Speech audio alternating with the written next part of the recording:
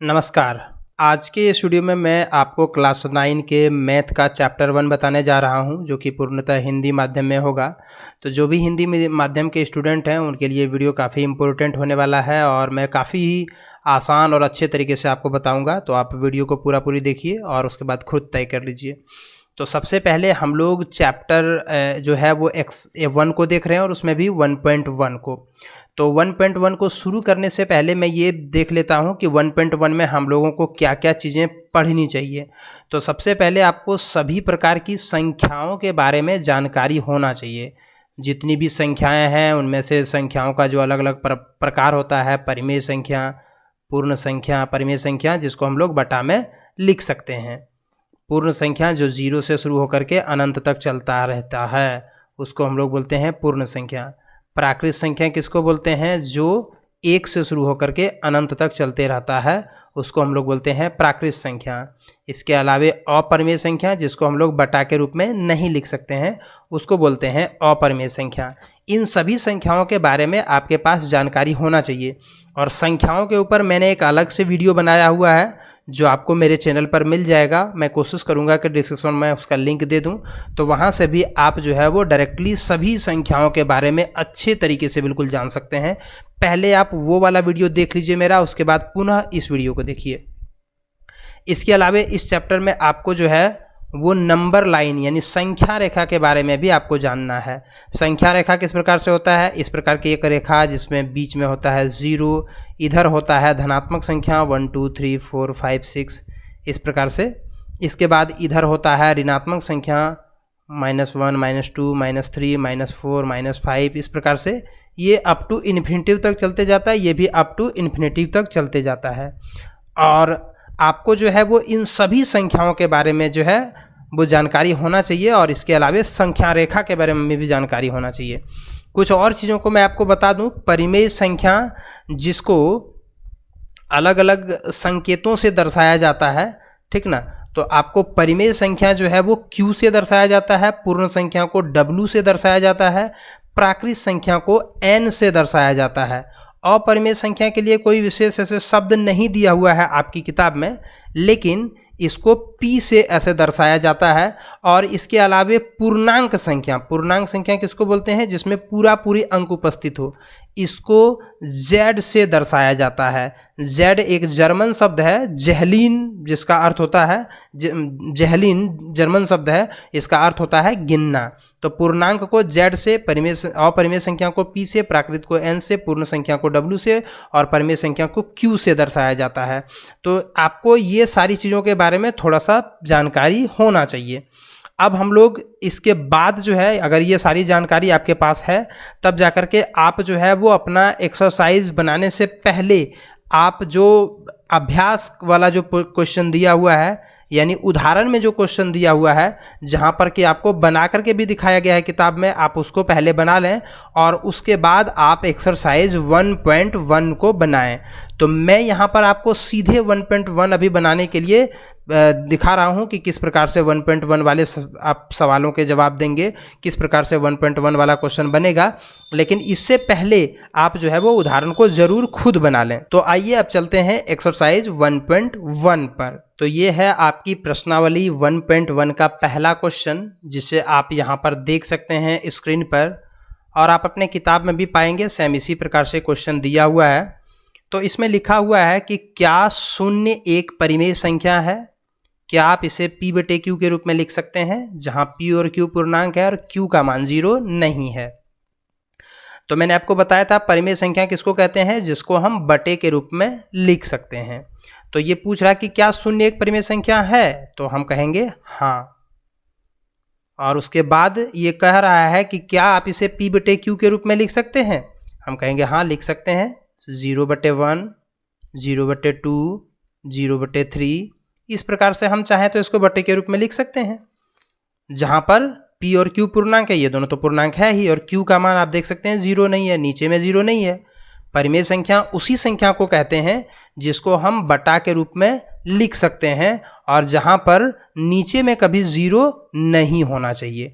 तो यहाँ पर भी आप देख सकते हैं कि नीचे में किसी प्रकार से कोई 0 नहीं है, अर्थात ये शून्य जो है वो एक परिमेय संख्या है, जिसे हम लोग इस प्रकार से जो है वो लिख सकते हैं P/Q के रूप में। अब चलते हैं दूसरे क्वेश्चन पर। इसमें कहा जा रहा है 3 और 4 के बीच में 6 परिमेय संख्याएं ज्ञात कीजिए। तो हम इसको 3 और 4 के बीच में अगर 6 परिमेय संख्या निकालने के लिए कहा जाए तो हम क्या करेंगे कि इनको जो है वो 7 से गुना करेंगे, भिन्न में पहले चेंज कर लेंगे इसको। तो 3 को हम लिख सकते हैं 3/1 और फिर हम इसको क्या करेंगे 7 से गुना कर देंगे ऊपर नीचे। अगर किसी संख्या को ऊपर नीचे हम समान संख्या से अगर गुना करते हैं तो वो उसमें किसी प्रकार से कोई बदलाव नहीं होता है, वो समतुल्य परिमेय संख्या होता है। तो ये हो जाएगा 21/7।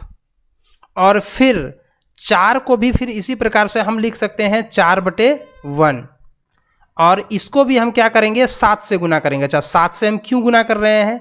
आपको जितना परिमेय संख्या निकालने के लिए बोला जाएगा उससे एक अधिक आपको गुना करना है।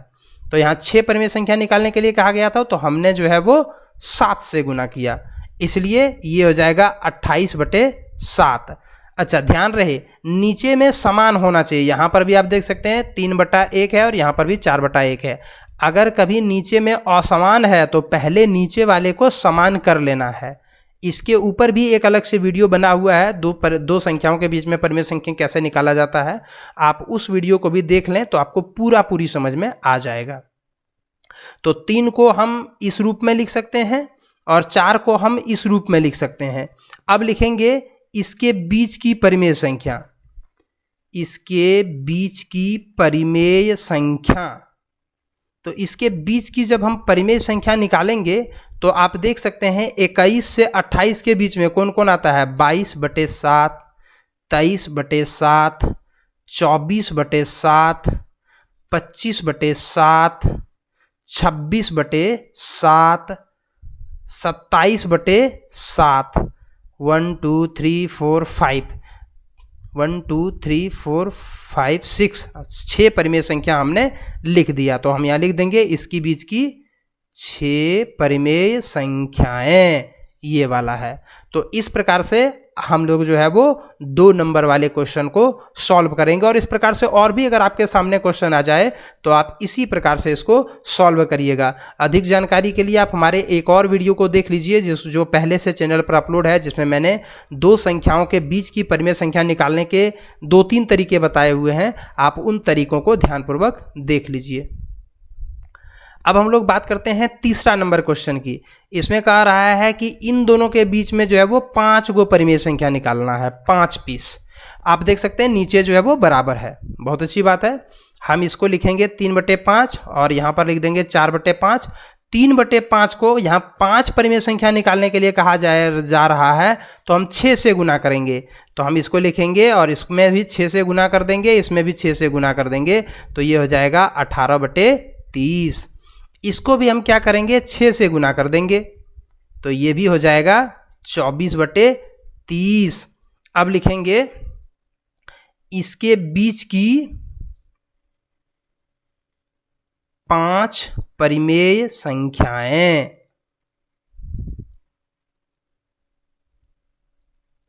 इसके बीच की 5 परिमेय संख्याएं कौन कौन सा हो जाएगा? 18 से लेकर के 24 तक।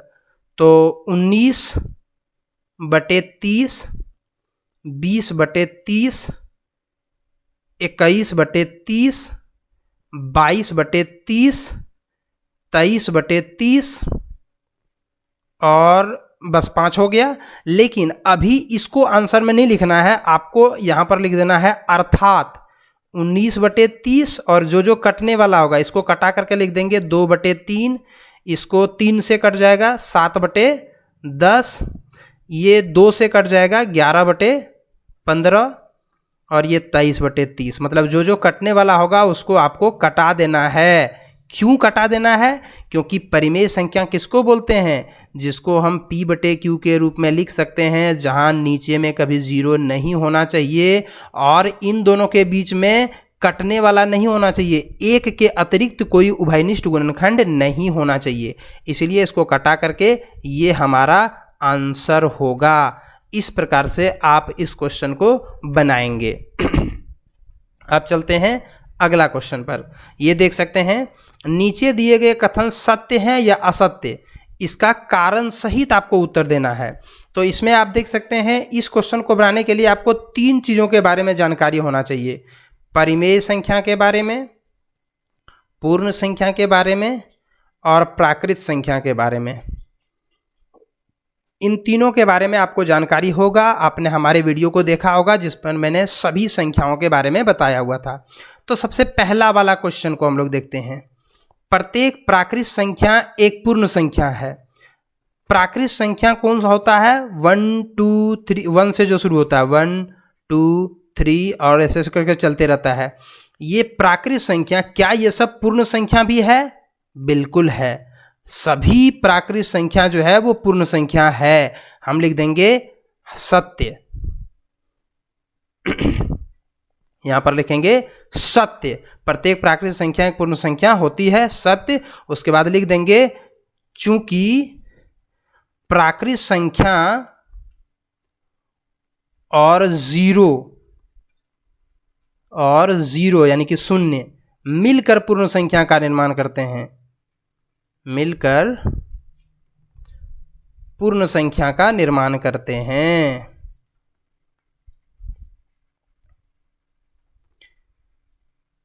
इसके बाद दूसरा नंबर वाले क्वेश्चन को देखेंगे। प्रत्येक पूर्णांक एक पूर्ण संख्या है। पूर्णांक संख्या किसको कहते हैं? पूर्णांक संख्या के बारे में मैंने आपको बताया हुआ था कि पूर्णांक संख्या 3 प्रकार का होता है, एक धनात्मक वाला, एक ऋणात्मक वाला और तीसरा जो हो गया वो 0। तो पूछ रहा है कि क्या प्रत्येक पूर्णांक पूर्ण संख्या है? नहीं, पूर्ण संख्या तो यहां से शुरू होता है, 0 से, और सब धनात्मक वाला। ऋणात्मक वाला जो है वो पूर्ण संख्या नहीं है। तो हम यहां पर लिखेंगे असत्य, यहां लिख देंगे चूंकि ऋणात्मक पूर्णांक जो है वो पूर्ण संख्या नहीं है। ऋणात्मक पूर्णांक संख्याएं पूर्ण संख्या नहीं है। चलिए, ये भी क्वेश्चन का आंसर हो गया। तीसरा देखते हैं, प्रत्येक परिमेय संख्या पूर्ण संख्या है। देखिए, पूर्ण संख्या जो है वो 0 से शुरू होकर के अनंत तक चलता है, और यहां पूछ रहा है कि प्रत्येक परिमेय संख्या। अब आप सोचिए कि अगर हम -1/4 बोले तो ये परिमेय संख्या है, लेकिन पूर्ण संख्या तो नहीं है। तो हम यहां लिख देंगे असत्य। भिन्न वाली संख्याएं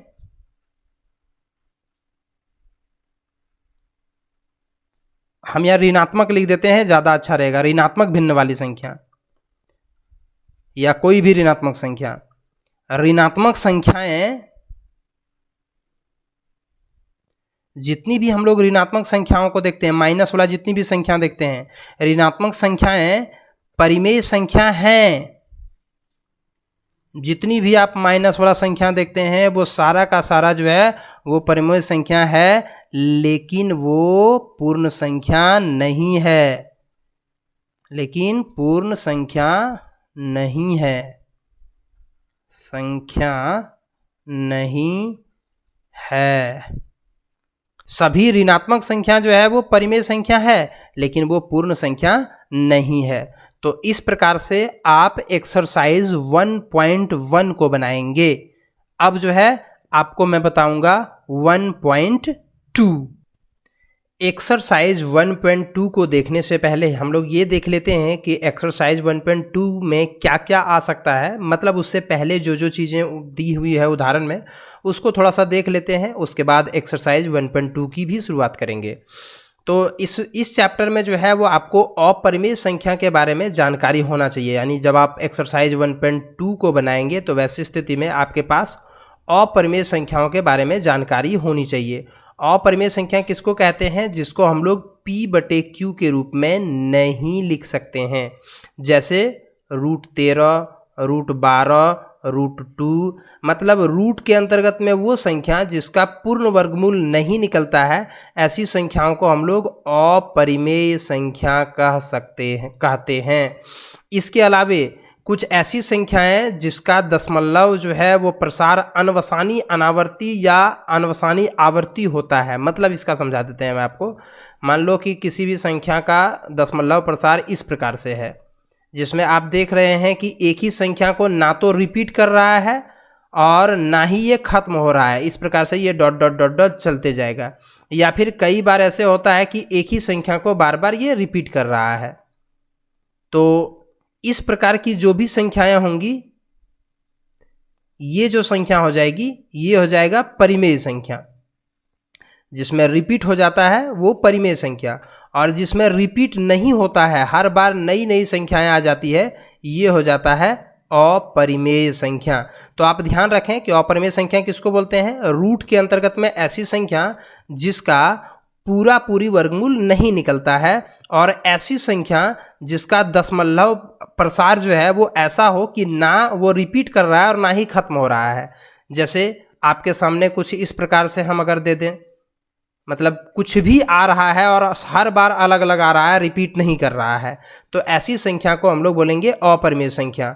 या आप कुछ ऐसे समझें, इस बार 3 0 फिर 5 फिर 4 0 फिर 5, मतलब ऐसी संख्या आ रहा है कि एक संख्या बार बार रिपीट भी नहीं हो रहा है और ना ही खत्म हो रहा है, तो ऐसी संख्याओं को हम लोग अपरिमेय संख्या कहेंगे। तो आपको पता चल गया अपरिमेय संख्याओं का दो कंडीशन, एक जिसका वर्गमूल नहीं निकलता है पूर्ण रूपेण, और दूसरा जिसका दशमलव प्रसार ना खत्म होगा और ना ही रिपीट करेगा। अगर खत्म हो गया तो परिमेय संख्या, अगर रिपीट करेगा तो भी परिमेय संख्या, अगर खत्म भी ना हो और रिपीट भी ना करे तो वो अपरिमेय संख्या।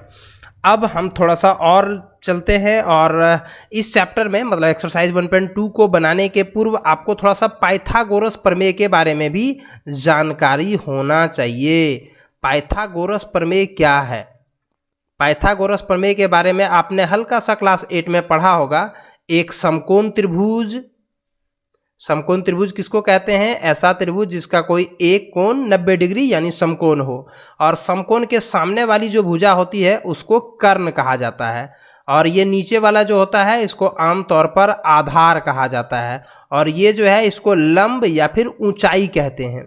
इसको लंब भी कहा जाता है या ऊंचाई भी कहा जाता है, इन दोनों में से कुछ भी कह सकते हैं। तो आपने एक फॉर्मूला अवश्य पढ़ा होगा, कर्ण का स्क्वायर बराबर लंब का स्क्वायर या ऊंचाई का स्क्वायर जोड़ आधार का स्क्वायर। लंब के जगह पर ऊंचाई भी लिखा हुआ हो सकता है। कर्ण को हम लोग h से दर्शाते हैं, लंब को यानी ऊंचाई को हम लोग p से दर्शाते हैं यहाँ पर फिलहाल, क्योंकि p का मतलब होता है परपेंडिकुलर, और आधार को b से दर्शाया जाता है, मतलब ये वाला b हो गया, ये p हो गया, और h का मतलब हाइपोटेनियस यानी ये हुआ आपका कर्ण। तो इस फॉर्मूला के बारे में आपने अवश्य पढ़ा होगा। यानी अगर कोई समकोण त्रिभुज है जिसमें अगर ये वाला 2 सेंटीमीटर 2 मीटर कुछ भी रहे, और ये वाला भी अगर 2 इकाई रहे, तो ये कितना होगा? तो इसको निकालने के लिए हमारे पास यही फॉर्मूला है, एच स्क्वायर बराबर पी स्क्वायर जोड़ बी स्क्वायर, मतलब 2 का स्क्वायर जोड़ 2 का स्क्वायर, यानी कुल मिलाकर के ये हो जाएगा 2 दूनी 4, 2 दूनी 4, और फिर ये हो जाएगा 8, और यहाँ का जो स्क्वायर है, स्क्वायर को जब बराबर के उस पार में ले जाते हैं तो वो रूट बन जाता है, तो आखिरकार h का मान जो है वो रूट आ जाएगा। या हो सकता है कि आपने फॉर्मूला में ही पहले से ये कभी कभी पढ़ा हुआ होगा, पी स्क्वायर जोड़ बी स्क्वायर। तो ये एक्चुअली रूट जो है, जब बराबर के इस पार में कोई भी बराबर जो होता है, बराबर जब भी कहीं पर होता है, अगर बराबर के इस पार में कोई चीज़ घाटा में होता है तो उस पार ले जाने पर वो जोड़ बन जाता है, यानी माइनस से प्लस हो जाता है, गुना से भाग हो जाता है। उसी प्रकार से अगर इस पार में स्क्वायर रहे तो उधर वो रूट बन जाता है, और ठीक उल्टा भी होता है कि अगर इधर इस रूट रहे तो उधर स्क्वायर बन जाता है। तो ये नियम भी आप बिल्कुल ध्यानपूर्वक याद रखें। और इसके बाद इसी चीज़ का इस्तेमाल जो है वो यहाँ आपको किताब में देखने को मिलेगा एक्सरसाइज 1.2 में। तो आइए शुरू करते हैं एक्सरसाइज 1.2 को, और सबसे पहला क्वेश्चन देख लेते हैं 1.2 का। इसमें लिखा हुआ है कि प्रत्येक अपरिमेय संख्या एक वास्तविक संख्या है।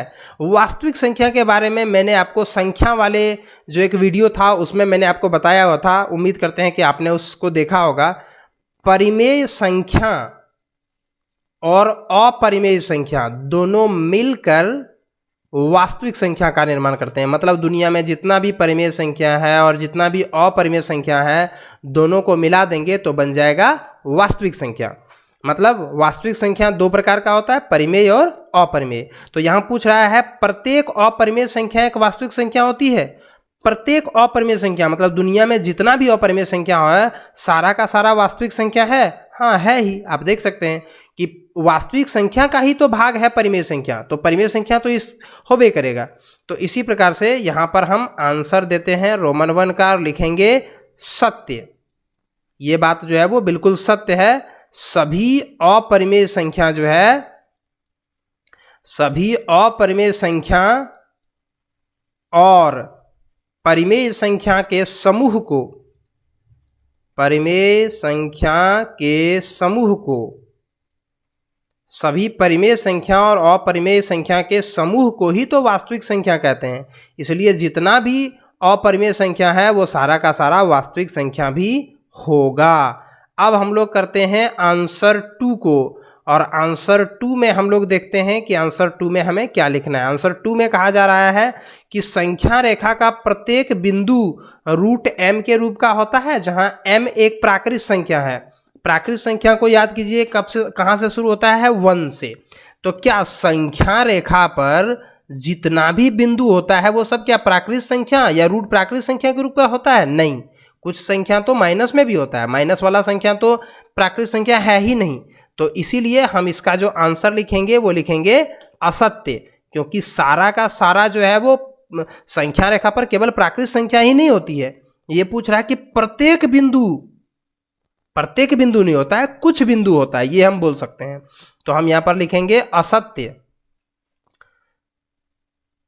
ऋणात्मक पूर्णांक, ऋणात्मक संख्याएं संख्या रेखा पर तो होती है लेकिन वो प्राकृत नहीं है। ऋणात्मक संख्याएं संख्या रेखा पर होती है लेकिन वो पूर्णांक वो प्राकृत संख्या नहीं है, वो प्राकृत संख्या नहीं है। जितना भी ऋणात्मक संख्या को देखते हैं वो सारा का सारा जो है वो जितना भी ऋणात्मक संख्या देखते हैं वो सारा का सारा जो है वो आपको संख्या रेखा पर मिल जाएगा, लेकिन वो प्राकृत संख्या नहीं है। अब हम लोग बात कर लेते हैं आंसर 3 की। 3 नंबर का जो आंसर है वो क्या कह रहा है उसको भी थोड़ा सा हम लोग देख लेते हैं। तो 3 नंबर का जो आंसर है, प्रत्येक वास्तविक संख्या एक अपरिमेय संख्या होती है? नहीं, वास्तविक संख्या जो होती है, जैसा मैंने आपको अभी तुरंत बताया कि वास्तविक संख्या 2 प्रकार का होता है, एक परिमेय और दूसरा अपरिमेय। तो ये कह रहा है कि प्रत्येक वास्तविक संख्या अपरिमेय होता है? नहीं, प्रत्येक वास्तविक संख्या अपरिमेय कहाँ होता है, कुछ तो परिमेय हो जाता है। तो हम यहां पर लिखेंगे असत्य। कुछ परिमेय संख्या, कुछ वास्तविक संख्याएं परिमेय भी होती है।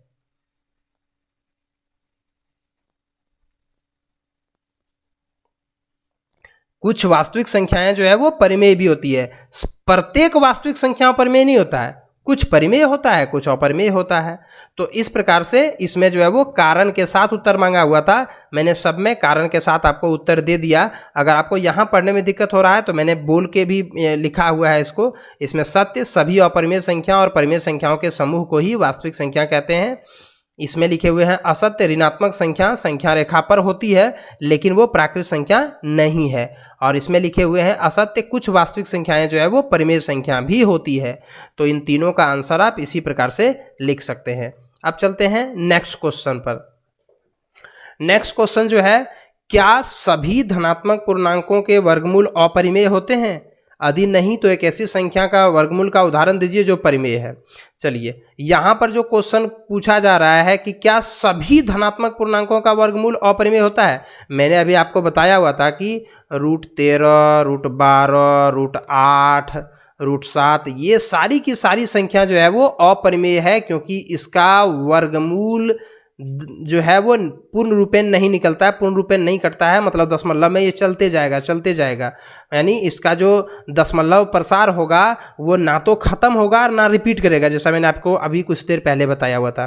तो ये पूछ रहा है, ये कह रहा है कि सभी धनात्मक पूर्णांकों का वर्गमूल जो है वो इसी प्रकार होता है, तो हम यहाँ पर जवाब देंगे नहीं, सभी का नहीं होता है। कैसे सभी का नहीं होता है? जैसे अगर हम 9 का वर्गमूल निकालेंगे तो 3 निकलेगा, 4 का निकालेंगे तो 2 निकलेगा, इसी प्रकार से किसी भी चीज़ का अगर हम 144 का निकालेंगे तो 12 निकलेगा, 256 का अगर हम वर्गमूल निकालेंगे तो 16 निकलेगा। तो सभी धनात्मक पूर्णांकों का जो वर्गमूल है वो अपरिमेय नहीं होता है। तो यहाँ पूछ रहा है कि अगर नहीं तो ऐसी संख्या का उदाहरण दीजिए, तो दे दीजिए उदाहरण आप। √9, √4, √144, 144, √256, ये सब ऐसी संख्या हैं जिसका पूरी वर्गमूल निकलेगा और ये सारी की सारी जो है वो परिमेय संख्या होगा, ये सारी की सारी जो है वो परिमेय संख्या होगा, क्योंकि इसका वर्गमूल जो निकलेगा, इसका निकल जाएगा 3, इसका निकल जाएगा 2, इसका निकल जाएगा 12, इसका निकल जाएगा 16। इस प्रकार से बहुत सारी संख्याएं हैं जिसका पूर्ण जो है वो वर्गमूल नहीं, पूर्ण वर्गमूल जो है वो निकल जाएगा। अगला क्वेश्चन देख लेते हैं, 3 नंबर का पूछा जा रहा है कि संख्या रेखा पर √5 को दर्शाइए। देखिए √5 को दर्शाना संख्या रेखा पर ऐसे पॉसिबल नहीं है। इसको कैसे हम पॉसिबल बनाएंगे वो सबसे पहले आप देखिए।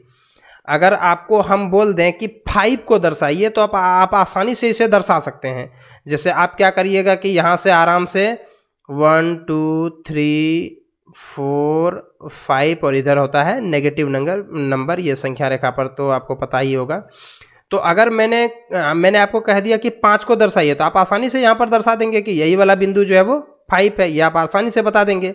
लेकिन अगर हम बोलें कि √5, तो √5 को आप कैसे मापेंगे? क्योंकि अगर √5 का वर्गमूल आप निकालेंगे तो 2 पॉइंट कुछ निकलते जाएगा और ये निकलते जाएगा, कभी खत्म होगा ही नहीं। तो आप इसे मापेंगे कैसे स्केल पर? जब तक खत्म ना हो संख्या तो आप स्केल पर माप नहीं सकते। तो इसके लिए क्या उपाय है मैं आपको वो बता दे रहा हूँ। एक समकोण त्रिभुज की कल्पना कीजिए और पाइथागोरस थ्योरम यहाँ पर आपको लगाना है। एक ऐसा समकोण त्रिभुज लीजिए जिसमें ये वाला जो है वो 2 इकाई ले लीजिए, मतलब कुछ भी 2 सेंटीमीटर 2 मीटर कुछ भी ले लीजिए और इसको 1 ले लीजिए और इसका आप मान निकालिए। अगर आप इसका मान निकालते हैं तो h² बराबर p² जोड़ b², यानी p के स्थान पर यहाँ क्या है 1 और यहाँ पर ये b के स्थान पर 2 और इन दोनों का स्क्वायर। तो अगर हम स्क्वायर करेंगे तो ये 1 का स्क्वायर 1 और 2 का स्क्वायर हो जाएगा 4। तो h बराबर 4 और 1 5 और इधर का स्क्वायर यहाँ जो था वो इधर रूट बन जाएगा। यानी एक ऐसा समकोण त्रिभुज आप बनाइए जिसमें एक भुजा 2 सेंटीमीटर हो या 2 इकाई हो कुछ भी और ये 1 इकाई हो, और फिर ये वाला भुजा को आप मिला दीजिए और इसको आप नाप लीजिए केवल।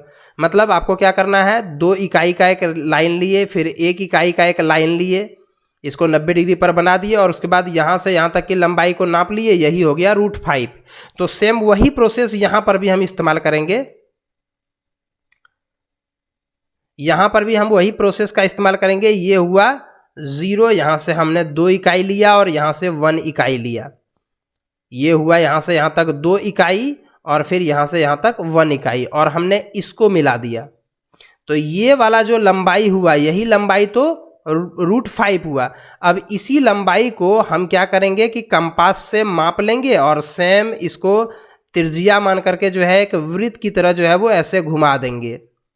तो अगर हम इसको ऐसे घुमा दिए तो ये जो बिंदु कट रहा है यही वाला बिंदु जो है वो है √5। मतलब यहाँ से यहाँ तक की जो दूरी आ गई है ये बिंदु, ये वाला बिंदु की जो लंबाई होगी वो √5 होगी। तो इस प्रकार से आप √5 को आसानी से दर्शा सकते हैं। एक अन्य तरीका भी है दर्शाने का। आप चाहें तो यहाँ पर हम 0 ले लेते हैं, यहाँ 1 ले लेते हैं, यहाँ 2 ले लेते हैं, यहाँ 3 ले लेते हैं, यहाँ 4 ले लेते हैं। दूसरा तरीका भी मैं आपको बता दे रहा हूँ और वो दूसरा तरीका क्या होगा, तो मैं यहाँ पर इसको 1 लेता हूँ, इसको हम 1 ले लेते हैं और 2 अब की बार इसी को ले लेते हैं। मतलब इसको 1 लिए और इसी को 2 ले लिए, इसी को 2 हिस्सा ले लिए और इसको मिला दिए। हम यहाँ से यहाँ तक मिला दिए। तो ये जो लंबाई हुआ इसी को हम जो है वो कंपास से अगर हम घुमा देंगे, कंपास से अगर हम इसको घुमा देंगे तो ये पुनः जो है वो ये जिस बिंदु पर काटेगा वही बिंदु हो जाएगा √5। तो इन दोनों तरीकों में से आपको जो भी तरीका अच्छा लगे आप उस प्रकार से इसको बना सकते हैं। तो इस प्रकार से हम जो है वो इसको बना लेंगे। अगला जो है ये एक क्रियाकलाप करने के लिए कहा गया है और ये क्रियाकलाप भी ठीक उसी प्रकार से होगा जैसे मैंने आपको 4 नंबर का भी क्वेश्चन बताया। आपको क्या करना है कि एक संख्या रेखा खींचना है। मैं यहाँ पर एक संख्या रेखा खींच लेता हूँ। मैंने यहाँ पर एक रेखा खींचा, इसमें हम लिख देते हैं 0, इसमें 1, इसमें 2, इसमें 3, इसमें 4, 5, 6 ऐसे करके धनात्मक हो गया, इधर ऋणात्मक हो गया, -1, -2, -3, -4 इस प्रकार से ये इन्फिनिटी तक चलते जाता है। अब हमको इसी प्रकार से एक सर्पिल बनाना है। मतलब आप जो है वो पहले इसको 1 लीजिए और फिर 1 सेंटीमीटर ऊंचा लीजिए, मतलब ये 1 और ये भी 1, तो ये वाला जो होगा ये √2 होगा। आप कैलकुलेशन करके देख लीजिए, सेम वही फॉर्मूला से h² बराबर p² और b² और दोनों 1 है। तो h बराबर कितना आ जाएगा, ये 1 का स्क्वायर 1 और 1 2 और यहाँ का स्क्वायर इधर रूट बन गया। तो ये वाला बिंदु आ गया √2। अब की बार फिर इस पर जो है, इस पर अब की बार 90 डिग्री बनाइए, यहाँ पे 90 डिग्री बनाइए। पहले यहाँ पे 90 डिग्री बना था, अब की बार यहाँ पे 90 डिग्री बनाइए और फिर इसको मिला दीजिए। तो ये वाला हो गया √3। आप फिर से कैलकुलेशन करके देख लीजिए, h बराबर ये वाला बिंदु हो गया √2 का स्क्वायर और उसके बाद फिर हमने 1 सेंटीमीटर यहाँ से इसको खींचा तो ये हो गया 1 का स्क्वायर। तो ये h बराबर हो गया √2 का स्क्वायर 2 और 1 का स्क्वायर 1। तो अब हो जाएगा h बराबर √3, मतलब ये वाला हो गया √3। इसके बाद फिर इसके ऊपर जो है वो आप एक इकाई बढ़ाइए और ये वाला लीजिए, तो ये हो जाएगा √4। फिर इसके ऊपर आप 90 डिग्री बना करके इसको खींचिए और 1 सेंटीमीटर बढ़ाइएगा, ये हो जाएगा √5। फिर इसको बढ़ाइएगा, ये हो जाएगा √6। इस प्रकार से आप जैसे जैसे बढ़ाते जाइएगा, यहाँ 90 डिग्री खींचना है, 1 इकाई बढ़ाना, आप जो इकाई ले रहे हैं, तो इस प्रकार से आपका ये एक एक बढ़ते जाएगा। मान लीजिए आपको बोला जाएगा √6 को दर्शाने के लिए, तो यहाँ से आप इसकी लंबाई को माप लीजिए और सेम इसी प्रकार से यहाँ से ऐसे खींच करके मिला दीजिए, जहाँ तक वो जाए वो हो जाएगा उसका √6 की लंबाई। तो इस प्रकार से आपको जो है वो एक सर्पिल बनाना है इसके ऊपर। तो आप जो है वो सर्पिल इसी प्रकार से बना सकते हैं। उम्मीद करते हैं कि आपको ये एक्सरसाइज समझ में आया होगा। अगर कुछ परेशानी हो तो आप जो है वो कमेंट बॉक्स में कमेंट कीजिएगा, मैं उस क्वेश्चन को फिर से अलग से आपको बना करके दिखाऊंगा। एक्सरसाइज 1.3 को शुरू करते हैं और एक्सरसाइज 1.3 को शुरू करने से पहले हमें कुछ बातों की जानकारी होनी चाहिए, तभी जाकर के हम 1.3 को सही तरीके से बना सकते हैं। तो पहली जो इम्पोर्टेंट चीज़ है जिसके बारे में आपको जानकारी होनी चाहिए वो है दशमलव प्रसार को लेकर के। मतलब किस संख्या का दशमलव प्रसार कैसा होगा, ये आइडिया आपके पास होना चाहिए, वो भी बिना विभाजन के। तो मैं यहाँ पर आपको सबसे पहले वही बताने जा रहा हूँ। तो मैं यहाँ पर एक रेड कलर को ले लेता हूँ ताकि आपको अच्छा दिखे।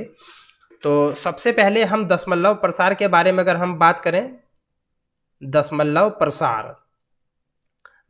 प्रसार का मतलब हुआ कि किसी भी संख्या को जब हम दशमलव में बदलेंगे तो किस प्रकार हमारे सामने आएगा।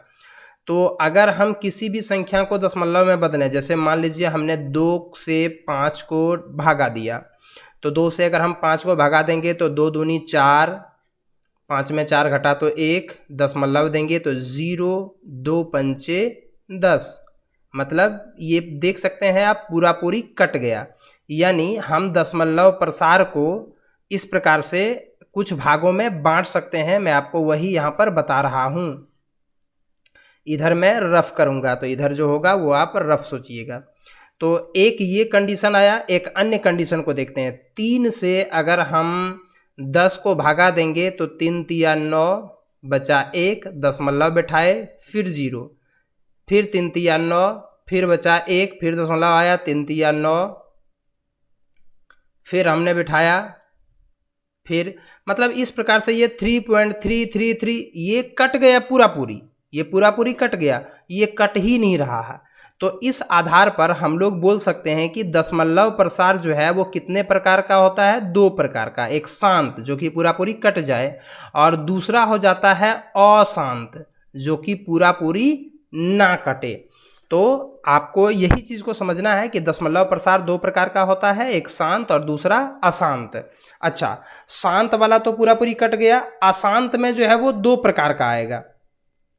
अशांत में दो प्रकार का आएगा। एक होगा जब अंकों की पुनरावृत्ति होगा, आप देख सकते हैं बार बार 3 3 3 3 3 3 यही आ रहा है, कोई दूसरा अंक नहीं आ रहा है। तो हम इसको इस प्रकार से, जो अंक बार बार आते रहता है उसके ऊपर हम ऐसे करके लगा देते हैं एक रेखा, जिसको कहते हैं रेकुरिंग। इस रेखा को कहा जाता है रेकुरिंग।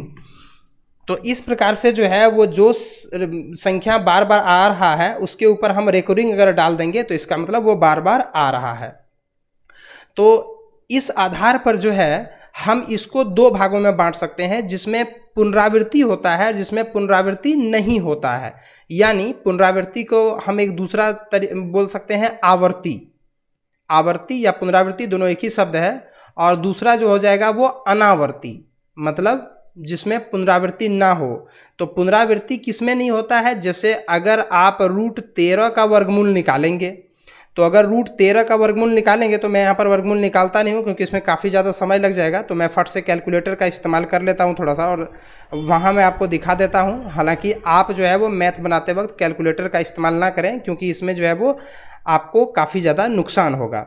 तो हमने यहाँ पर लिया √13 और उसके बाद हमने इसका जैसे ही स्क्वायर रूट किया तो आप देख सकिए कितना आया है, 3.60555127546398 आप बता सकते हैं कि क्या एक अंक बार बार आया है? नहीं, हर बार अलग अलग अंक आया है।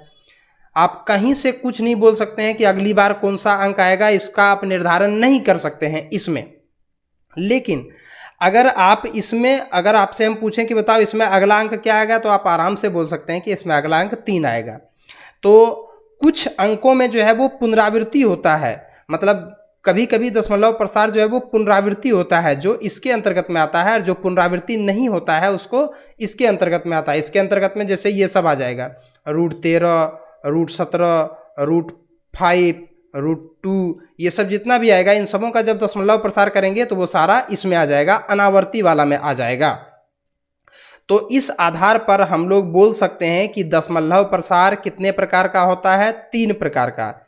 एक हो गया शांत, और दूसरा हो जाएगा अशांत आवर्ती, अशांत आवर्ती, और तीसरा हो जाएगा, मैंने यहाँ उशांत लिख दिया था, अशांत होगा, और तीसरा जो हो जाएगा वो हो जाएगा अशांत अनावर्ती। तो दशमलव प्रसार जो है वो 3 प्रकार का हो गया, शांत, अशांत आवर्ती और अशांत अनावर्ती।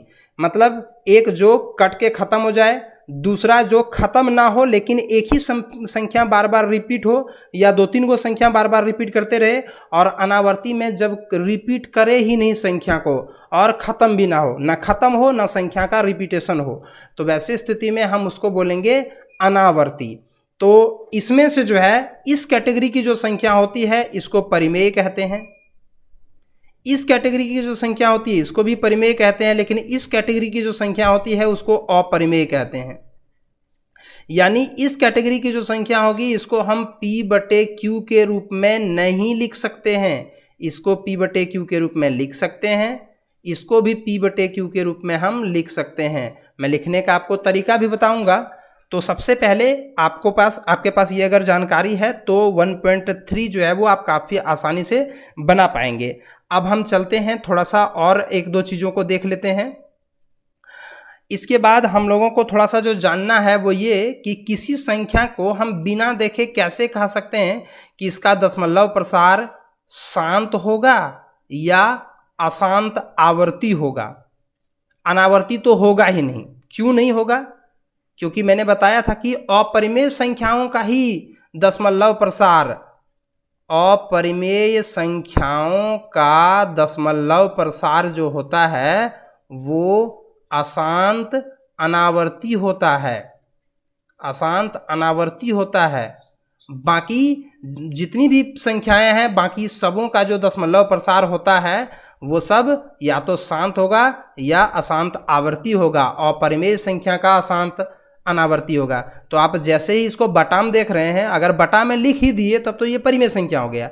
तो परिमेय संख्या का दशमलव प्रसार या तो शांत होगा या अशांत आवर्ती होगा। तो हम इसको कैसे कह सकते हैं कि ये शांत होगा कि अशांत आवर्ती होगा?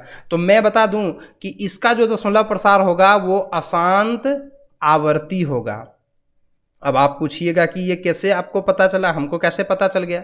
तो इसका एक तरीका है। तरीका क्या है कि हर में जो भी संख्या हो, यहाँ पे नीचे में जो भी संख्या हो, अगर वो 2 और 5 के रूप का हो, 2 to the power n 5 to the power m इस रूप का अगर रहे, तो यहाँ का जो दशमलव प्रसार होगा वो शांत होगा। और अगर इसके अलावे कोई और संख्या रहे, इसके अलावे कोई और संख्या अगर रहे तो अशांत आवर्ती होगा। अब मैं आपको उदाहरण देकर के इसको बताता हूं, तब जाकर के आप ज़्यादा आसानी से समझिएगा।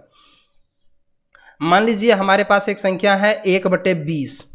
1/20 में हम नीचे वाले का जो है वो अभाज्य गुणनखंडन करते हैं। नीचे वाले का अभाज्य गुणनखंडन करेंगे, मतलब 20 को हम 2 से भागा देंगे 10, फिर 2 से भागा देंगे तो 5, अब 5 से भागा देंगे 1। तो हम इसको लिख सकते हैं 2 पर पावर 2 गुना 5, क्योंकि 2 बार आया है गुना 5। तो आप देख सकते हैं इसमें 2 और 5 केवल आया। अगर 2 और 5 आ जाए तो आप आराम से बोल दीजिए कि ये शांत होगा। अगर यहीं पर हम एक और संख्या लेते हैं 1/30। अब आप 30 का अभाज्य गुणनखंडन कीजिए, 2 से करेंगे तो 15, फिर 2 से नहीं जाएगा 3 से जाएगा, 3 × 5 = 15, फिर 5 से करेंगे तो 5 × 5। तो इसका जो अभाज्य गुणनखंडन होगा वो कितना होगा? 1/2 गुना 3 गुना 5, मतलब इस पर पावर 1, इस पर पावर 1। तो आप देख सकते हैं 2 और 5 के अलावा कोई और है, तो 2 और 5 के अलावा कोई अगर और रहे तो उसको अशांत अनावर्ती की कैटेगरी में हम लोग ले जा करके रख देते हैं। अगर किसी संख्या का आपको पूछा जाए कि बताओ इसका दशमलव प्रसार शांत है कि अशांत अनावर्ती है, अशांत आवर्ती है, सॉरी मैंने यहाँ पर अशांत अनावर्ती लिख दिया था, यह अशांत अनावर्ती नहीं होगा, आवर्ती होगा, क्योंकि अशांत अनावर्ती जो है वो केवल अपरिमेय संख्याओं का होता है। तो अगर आपसे कोई पूछे तो बताइए कि इसका दशमलव प्रसार किस प्रकार से होगा, तो हम नीचे वाले का सबसे पहले गुणनखंड करेंगे। नीचे वाले का हम केवल गुणनखंड करेंगे, और गुणनखंड में अगर 2 और 5 केवल आएगा तो हम बोलेंगे शांत, और इसके अलावे अगर कोई और आ जाएगा तो वैसी स्थिति में हम बोल देंगे अशांत आवर्ती। तो अब मैं इसका गुणनखंड करके और बताता हूँ। 2 से भागा दिए तो 20, 2 से भागा दिए तो 10, 2 से भागा दिए तो 5, और 5 से भागा दिए तो 1। आप देख सकते हैं कि 2 और 5 ही आया, 2 आया 3 बार, 5 आया 1 बार। तो इसका मतलब इसका दशमलव प्रसार शांत होगा। इसके अलावे मान लो आपके सामने दे दिया जाए 1/11, बताइए इसका दशमलव प्रसार शांत होगा कि अशांत होगा? तो इसका सीधा जो है वो हम लोग लिखेंगे अशांत आवर्ती होगा। या अगर आपसे सिर्फ पूछे शांत और अशांत के बारे में तो आप सीधे बोलिएगा कि ये अशांत होगा, क्योंकि क्वेश्चन जो आपका पहला होगा उसमें शायद शांत और अशांत यही 2 ऑप्शन पूछा हुआ है। तो अगर 2 ही ऑप्शन दिए जाए आपको शांत और अशांत में, तो इसका अशांत होगा, क्योंकि नीचे में इसका ना 2 है ना 5 है। और अगर 2 और 5 ही केवल रहे तब, और 2 और 5 के अलावे कोई और आ जाए, जैसे अभी मैंने आपको बताया था 1/30 में आया 1/2, 3 और 5, तो 2 और 5 के अलावा एक और कबाब में हड्डी आ गया, इसीलिए इसका दशमलव प्रसार हो जाएगा अशांत। तो जैसे ही 2 और 5 के अलावा कोई आ जाएगा तो वैसी स्थिति में हम लोग बोलेंगे कि उसका दशमलव प्रसार जो है वो अशांत होगा। तो आपके पास ये जानकारी उपलब्ध होना चाहिए। इसके अलावे और आप जो है वो संख्याओं को किस प्रकार से P/Q के रूप में लिख सकते हैं, इसके बारे में भी आपके पास जानकारी होना चाहिए। जैसे इसको बोला जाएगा कि आप P/Q के रूप में लिखिए, तो आपको पता है ना दशमलव को सबके बटा में 1 होता है, दशमलव को हटाएंगे नीचे में 1 0 पड़ेगा, तो हमारा आंसर यही हो जाएगा। इसको थोड़ा सा कटा देंगे तो अच्छा दिखे, मतलब ये मानक रूप में आ जाएगा। तो 5 × 7 = 35, 5 × 10, हमारा आंसर ये हो जाएगा। अगर आपको बोला जाएगा कि बताइए 0.7 को आप P/Q के रूप में कैसे लिखेंगे, तो आसान सा तरीका है, 7/10 लिखेंगे, क्योंकि नीचे में सबके बटा में 1 रहता है, दशमलव के बाद 1 अंक तो 1 0, हमारा आंसर ये हो जाएगा। लेकिन अगर आपसे पूछ दिया जाएगा कि बताइए 1 और 3 पर रेकरिंग, मतलब 3 3 3 3 आते रहे, तो इसको आप कैसे P/Q के रूप में लिखिएगा, ये तरीका अभी आपको इस चैप्टर में सीखना है। मैं क्वेश्चन को बनाते हुए ही आपको इस तरीके को बताऊंगा। तो इन सब तरीकों के बारे में आपके पास जानकारी होना चाहिए। इसके अलावे थोड़ा सा आपको जानकारी होना चाहिए दो परिमेय संख्याओं के बीच में अपरिमेय संख्या निकालने का, वो मैं चैप्टर में ही आपको बता दूंगा। तो अब चलते हैं सीधा चैप्टर के एक्सरसाइज के ऊपर और वहां पर देख लेते हैं पहला क्वेश्चन को। आपके सामने ये पहला क्वेश्चन है और वही क्वेश्चन पूछ रहा है कि निम्नलिखित भिन्नों को दशमलव के रूप में बदलिए। इन सबों को दशमलव के रूप में बदलना है। इसके बाद बताइए कि किसका दशमलव प्रसार किस प्रकार का है। तो दशमलव प्रसार किस प्रकार का है वो तो हम आराम से बता देंगे ऐसे ही बिना देखे ही। ये तो 36/100 है, तो नीचे में 2 और 5 के अलावा कोई दूसरा होगा नहीं, तो हम सीधा लिखेंगे। और नंबर 1 वाला में 36/100 और 2 जीरो कटेगा तो 2 अंक पहले दशमलव चल जाएगा, तो हम लिखेंगे इसका दशमलव प्रसार शांत है। इसका दशमलव प्रसार शांत है। हालांकि कारण नहीं पूछा हुआ है, अगर कारण पूछता तो हम बताते कि यहाँ पर क्यों शांत है, क्यों नहीं अशांत है। इसका दशमलव प्रसार लिखना है आपको, तो 1 को 11 से आप भाग दीजिए और उसके बाद जो है वो आप लिखिए। तो आप जो है वो 11 से 1 को भाग दे दीजिएगा। मैं यहाँ पर जो है वो 11 से मैं 1 को भाग दे करके रखा हुआ हूँ, तो मैं आपको डायरेक्ट यहाँ पर बता दे रहा हूँ। आपका हो जाएगा 0.090990 ऐसे डॉट डॉट डॉट, मतलब 90 90 90 ये जो है वो रिपीट करते जाएगा। तो इस प्रकार से हम जो है वो प्रत्येक संख्या का दशमलव प्रसार इसी प्रकार से आप भाग दे करके लिख दीजिएगा। और साथ ही ये भी बता दीजिएगा कि किसका दशमलव प्रसार शांत है और किसका अशांत आवर्ती है। इसका जो दशमलव प्रसार है ये अशांत आवर्ती है। आप देख सकते हैं अशांत है, लेकिन बार बार अलग संख्या नहीं आ रहा है, 90 90 90 90 आते जा रहा है। तो हम चाहें तो इसको ऐसे लिख सकते हैं 0.090 और इसके ऊपर रेकरिंग, या सॉरी ये 90 नहीं होगा, मिस्टेक हो गया, 090909 ये आ रहा है, 90 90 नहीं आ रहा है, 090909 ये आ रहा है यहाँ पर। तो 0909 ऐसे करके आते जा रहा है, तो हम 0.09 के ऊपर रेकरिंग दे देंगे, यानी इसका जो दशमलव प्रसार है ये अशांत आवर्ती है।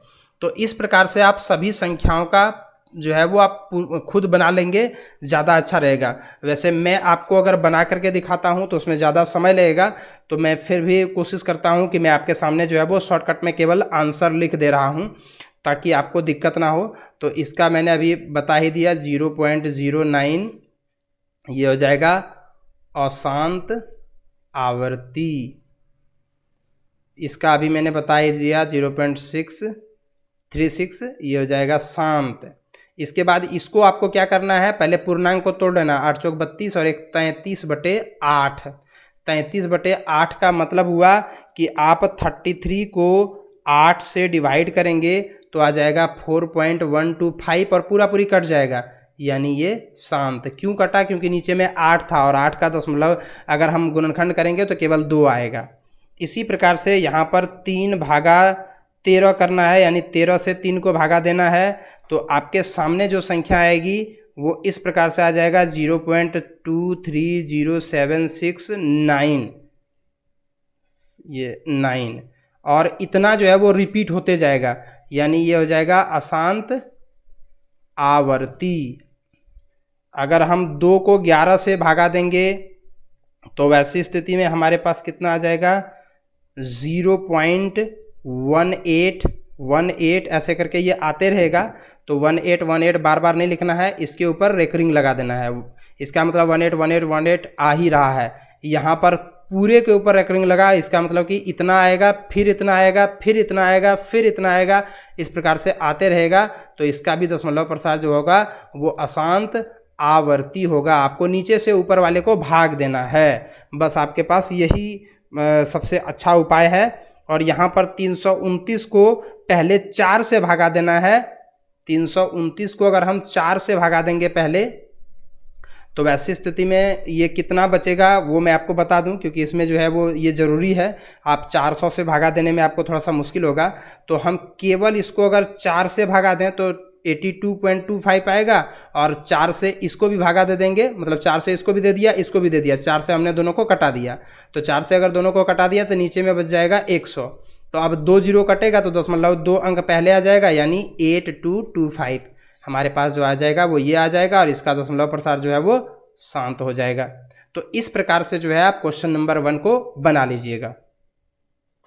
क्वेश्चन नंबर 2 जो है वो यहाँ पर 1/7 का मान दिया हुआ है, आपको जो है वो इन सबों का मान लिखना है बिना भाग दिए हुए। दशमलव प्रसार क्या होगा, क्या आप बता सकते हैं? बिना भाग दिए हुए। यहाँ देखिए लंबा भाग दिए बिना आप बता सकते हैं? हाँ, लंबा भाग नहीं देंगे और बता देंगे। कैसे बताएंगे वो आप देखिए। तो इसके लिए जो है आप जैसे 2/7 को देखिए और 7 से 2 को भागा दीजिए, तो पहले तो नहीं जाएगा, इसलिए हमको दशमलव बैठाना होगा। तो 7 दूना 14, मतलब यहाँ कितना आ रहा है? 0.2। 0.2 से शुरू हो रहा है, तो 2 के बाद जितनी संख्या है 8, 5, 7, 8, 5, 7, उसके बाद 1, 4, बस इसके ऊपर एक रिंग डाल दीजिए।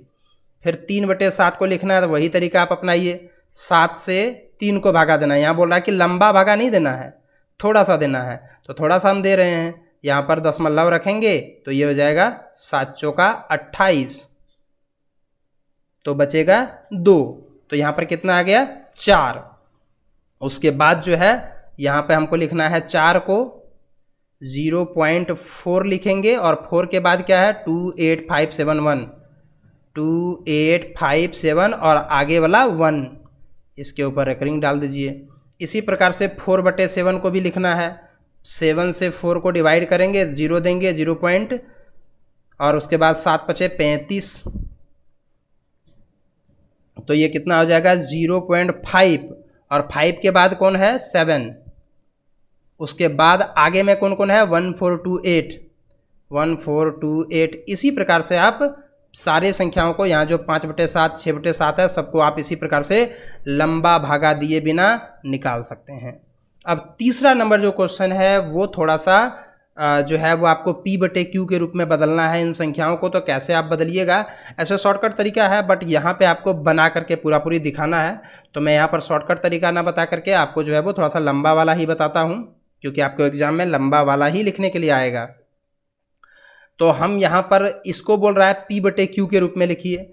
तो हम जिसको P/Q के रूप में लिखने के लिए कहा जाएगा, यहाँ पर इसको, इस क्वेश्चन में इसको, इस क्वेश्चन में इसको, हम उसको मान लेंगे, माना x बराबर 0.6 to the power recurring, sorry 6 to the power नहीं है, 6 पर रेकरिंग है।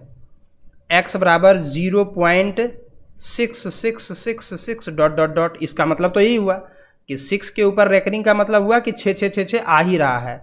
अब हम क्या करते हैं कि दोनों तरफ 10 से गुना कर देते हैं। 10 से गुना करने पर 10 से क्यों गुना करेंगे? क्योंकि दशमलव के बाद एक अंक है, इसलिए 10 ही से गुना कर रहे हैं। तो हम अगर दोनों तरफ 10 से गुना करेंगे तो इधर हो जाएगा 10x, इधर हो जाएगा हमारा 10x, और उधर हो जाएगा एक अंक इधर चल जाएगा दशमलव, तो हो जाएगा 6.6666। तो अब जो है हम क्या करेंगे, इधर दिस सिंप्लाई का प्रयोग करते जाएं। यहाँ 10x और इसको हम लिख देंगे 6 + 0.6666। मतलब आप इसको सोचिए, मतलब अगर आपको यहाँ समझ में ना आया होगा तो मैं बता दूं कि 0.666 डॉट डॉट डॉट है। अगर हम किसी संख्या को जितना 0 से गुना करते हैं, दशमलव जो है वो गुना में उतना अंक इधर आ जाता है, तो ये हो जाएगा 6.6666, और इसको हम लिख देंगे 6 जोड़ 0.6666। मतलब ये 6 को हमने अलग कर दिया और इसको हमने अलग कर दिया, इन दोनों को हमने अलग कर दिया। तो यही हमने यहाँ पर काम किया। अगर आपको समझ में नहीं आया था इसलिए मैंने यहाँ पर इसको आपको समझा दिया डिटेल से। अब हम पुनः जो है वहीं पर चलते हैं, लेकिन ये इसको थोड़ा सा मिटाना ज़रूरी है, तो मैं इसे पहले मिटा लेता हूँ।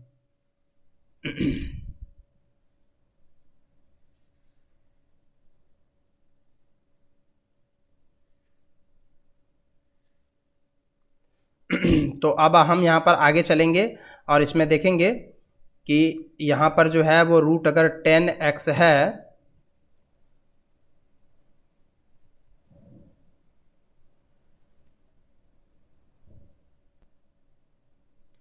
अगर यहाँ पर 10x है तो इसको हम क्या करेंगे 6 जोड़ इसके स्थान पर हमने x माना हुआ था, आप ध्यान से देखिए, तो हम इसके स्थान पर x लिख देंगे।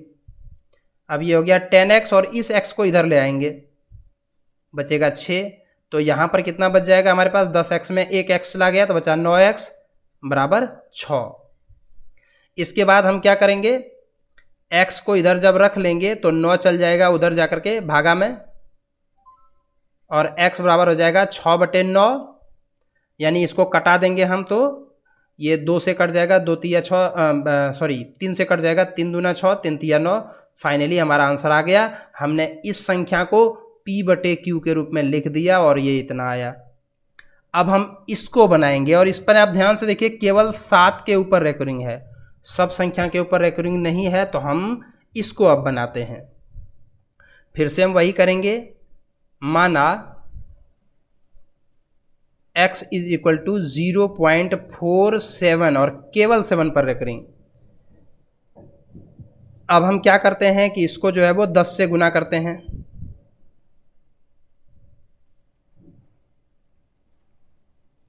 दस से अगर हम गुना करेंगे तब क्या होगा, आप देखिए 10x बराबर यहाँ पर हो जाएगा, एक अंक दशमलव जो है वो दाहिने साइड चल जाएगा, मतलब यहाँ पर आ जाएगा 4.7। हमने यहाँ पर एक अंक में इसलिए गुना किया क्योंकि पहले इसको अलग करना है, इस 4 को हमको अलग करना है, उसके बाद ये क्वेश्चन बन पाएगा। ये हो जाएगा 10x और इसको हम लिख देंगे 4 + 0.7। इसको हमने 2 अलग अलग भागों में डिवाइड कर दिया, ये 0.7 के ऊपर रेकरिंग इसको अलग कर दिया, 4 को हमने अलग कर दिया। अब इसको अलग करने के बाद हम क्या करते हैं कि इस चीज़ को, ये जो संख्या है इसको हम अलग से सॉल्व करेंगे।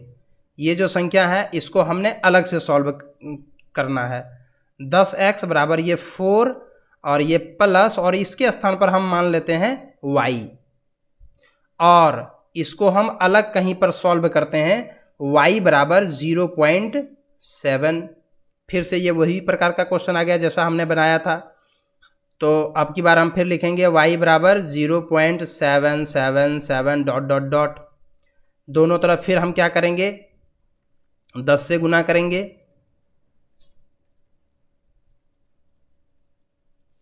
दोनों तरफ 10 से गुना करने पर तो ये हो जाएगा 10y बराबर 7.777 डॉट डॉट डॉट, मतलब एक अंक पहले इधर आ जाएगा दशमलव, और फिर ये हो जाएगा 10y बराबर ये हो जाएगा 7 + 0.77777, जितना लिख सकते हैं। हम यहाँ 3 लिखे हुए हैं, उससे कोई फ़र्क नहीं पड़ता, जितना चाहें, चूँकि वो बार बार आ रहा है तो हम जितना चाहें उतना लिख सकते हैं।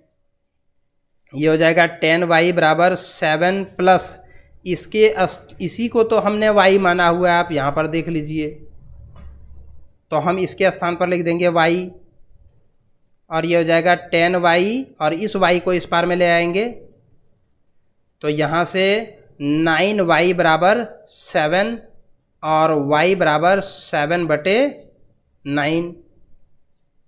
इसी मान को यहाँ पर रख देना है, 10x बराबर 4 प्लस y के स्थान पर हम रख देंगे 7/9। अब इसको लिखेंगे 10x बराबर इसके बटा में 1 रख करके भिन्न का जोड़ करेंगे, तो आप भिन्न का जोड़ इसको कर लीजिएगा। मैं यहाँ से डायरेक्ट लिख देता हूँ क्योंकि मेरे पास जगह की कमी हो रही है। 9 चौक 36 और 7 43/9, और ये x बराबर हो गया 43, और ये जो 10 यहाँ पर था वो आकर के यहाँ नीचे आ जाएगा, तो हो जाएगा ये 90, यानी 9 गुना 10 हो जाएगा, तो x बराबर हो जाएगा 43/90। तो फाइनली हमारा जो आंसर हुआ वो ये वाला हुआ, फाइनली हमारा आंसर ये वाला हुआ। यहाँ से आपको क्या करना है कि यहाँ पर इसको सॉल्व कर लेना है, ठीक है, और इसको हम समीकरण मान लेते हैं 1, और यहाँ पर हम एक लाइन लिख देंगे, समीकरण 1 से y का मान रखने पर, क्योंकि ये y का मान हमने जो 7/9 रखा वो कहाँ से रखा हमने, ये y का मान 7/9 रखा है समीकरण 1 से, इसको हम मान देते हैं समीकरण 1। तो ये समीकरण 1 से हमने यहाँ पर मान रखा, तो फाइनली हमारा आंसर जो है वो निकल गया। तो इस प्रकार से आप इस क्वेश्चन को सॉल्व कर सकते हैं। अब इसी में एक और जो क्वेश्चन था उसको भी हमें सॉल्व करना होगा। मैं क्वेश्चन को पहले देख लेता हूँ कौन सा क्वेश्चन है। ये वाला, ये है वो क्वेश्चन जिसको हम लोगों को अभी सॉल्व करना है। 0.001 और तीनों के ऊपर रेकरिंग, 0.001 है और तीनों के ऊपर रेकरिंग है। तो हम चलते हैं और इसको पहले सॉल्व करते हैं।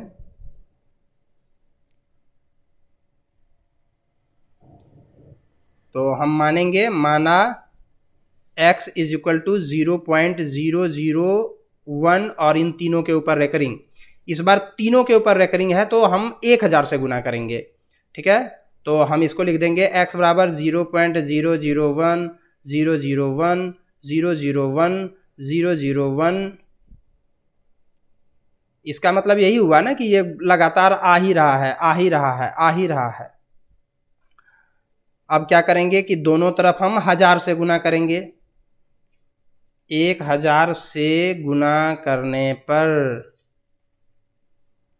दोनों तरफ अगर हम 1000 से गुना करेंगे तो इधर हो जाएगा 1000x और इधर हो जाएगा 3 अंक बाद इधर दशमलव, मतलब 0001, सॉरी 30 नहीं होगा, हाँ 1.001 001 001 इस प्रकार से डॉट डॉट डॉट, और इन सब जीरो का कोई वैल्यू नहीं, आपको पता ही है।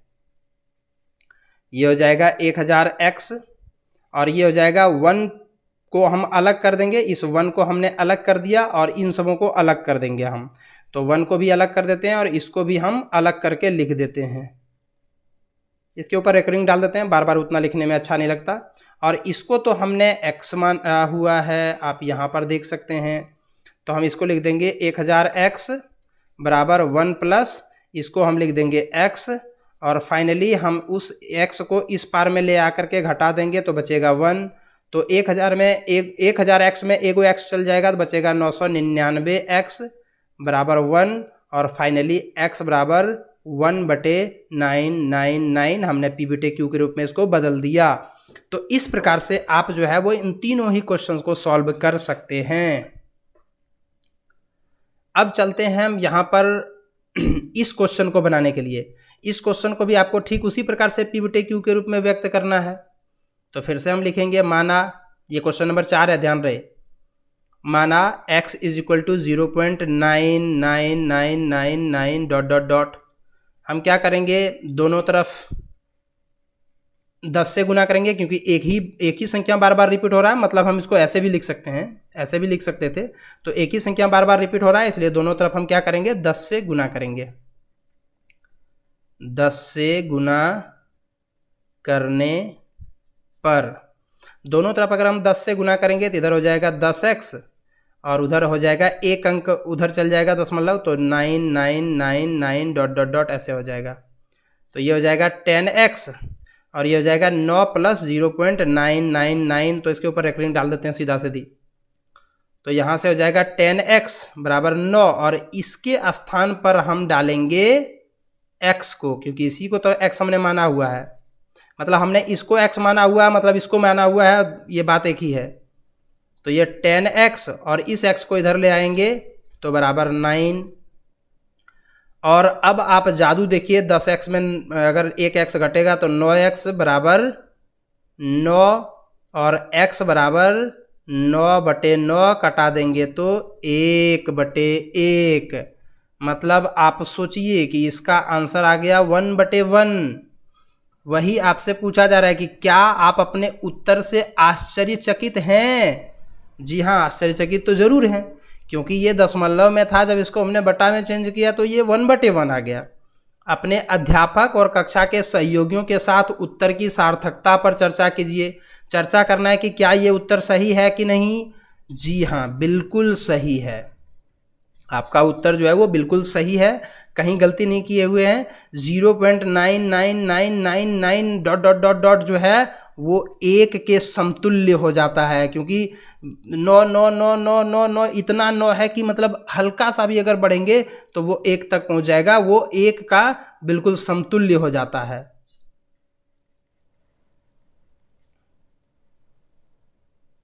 इसीलिए ये उत्तर जो है वो बिल्कुल सही है। अब चलते हैं नेक्स्ट क्वेश्चन पर, जो कि हमारा 5वां क्वेश्चन है। 1/17 के दशमलव प्रसार में अंकों की पुनरावृत्ति खंड में अंकों की अधिकतम संख्या क्या हो सकती है? अपने उत्तर की जांच करने के लिए विभाजन क्रिया का प्रयोग कीजिए। आपको जो है वो बताना है कि 1/17 को अगर हम दशमलव प्रसार करेंगे तो इसमें कितने अंक जो है वो पुनरावृत्ति करेंगे। तो आप 17 से 1 को भागा दीजिएगा, तो आपका जो आंसर आएगा वो यहाँ पर लिखना है। मैं इसे भागा दे करके और रखा हुआ हूँ, क्योंकि इस यहाँ पर अगर हम भाग देंगे तो काफ़ी ज़्यादा समय जो है वो व्यतीत हो जाएगा, इसीलिए मैं यहाँ पर आपके सामने दे रहा हूँ। आप देख सकते हैं, और मैं इसे थोड़ा सा कैलकुलेटर से भी मिला लेता हूँ, क्योंकि मे भी हो सकता है कि मेरा कहीं अगर गलत हो, तो इसीलिए मैं इसे थोड़ा सा कैलकुलेटर से भी देख लेता हूँ। मैं यहाँ पर 1 को डिवाइड कर देता हूँ 17 से, तो 0.58823529417647 काफ़ी ज़्यादा ये आ रहा है।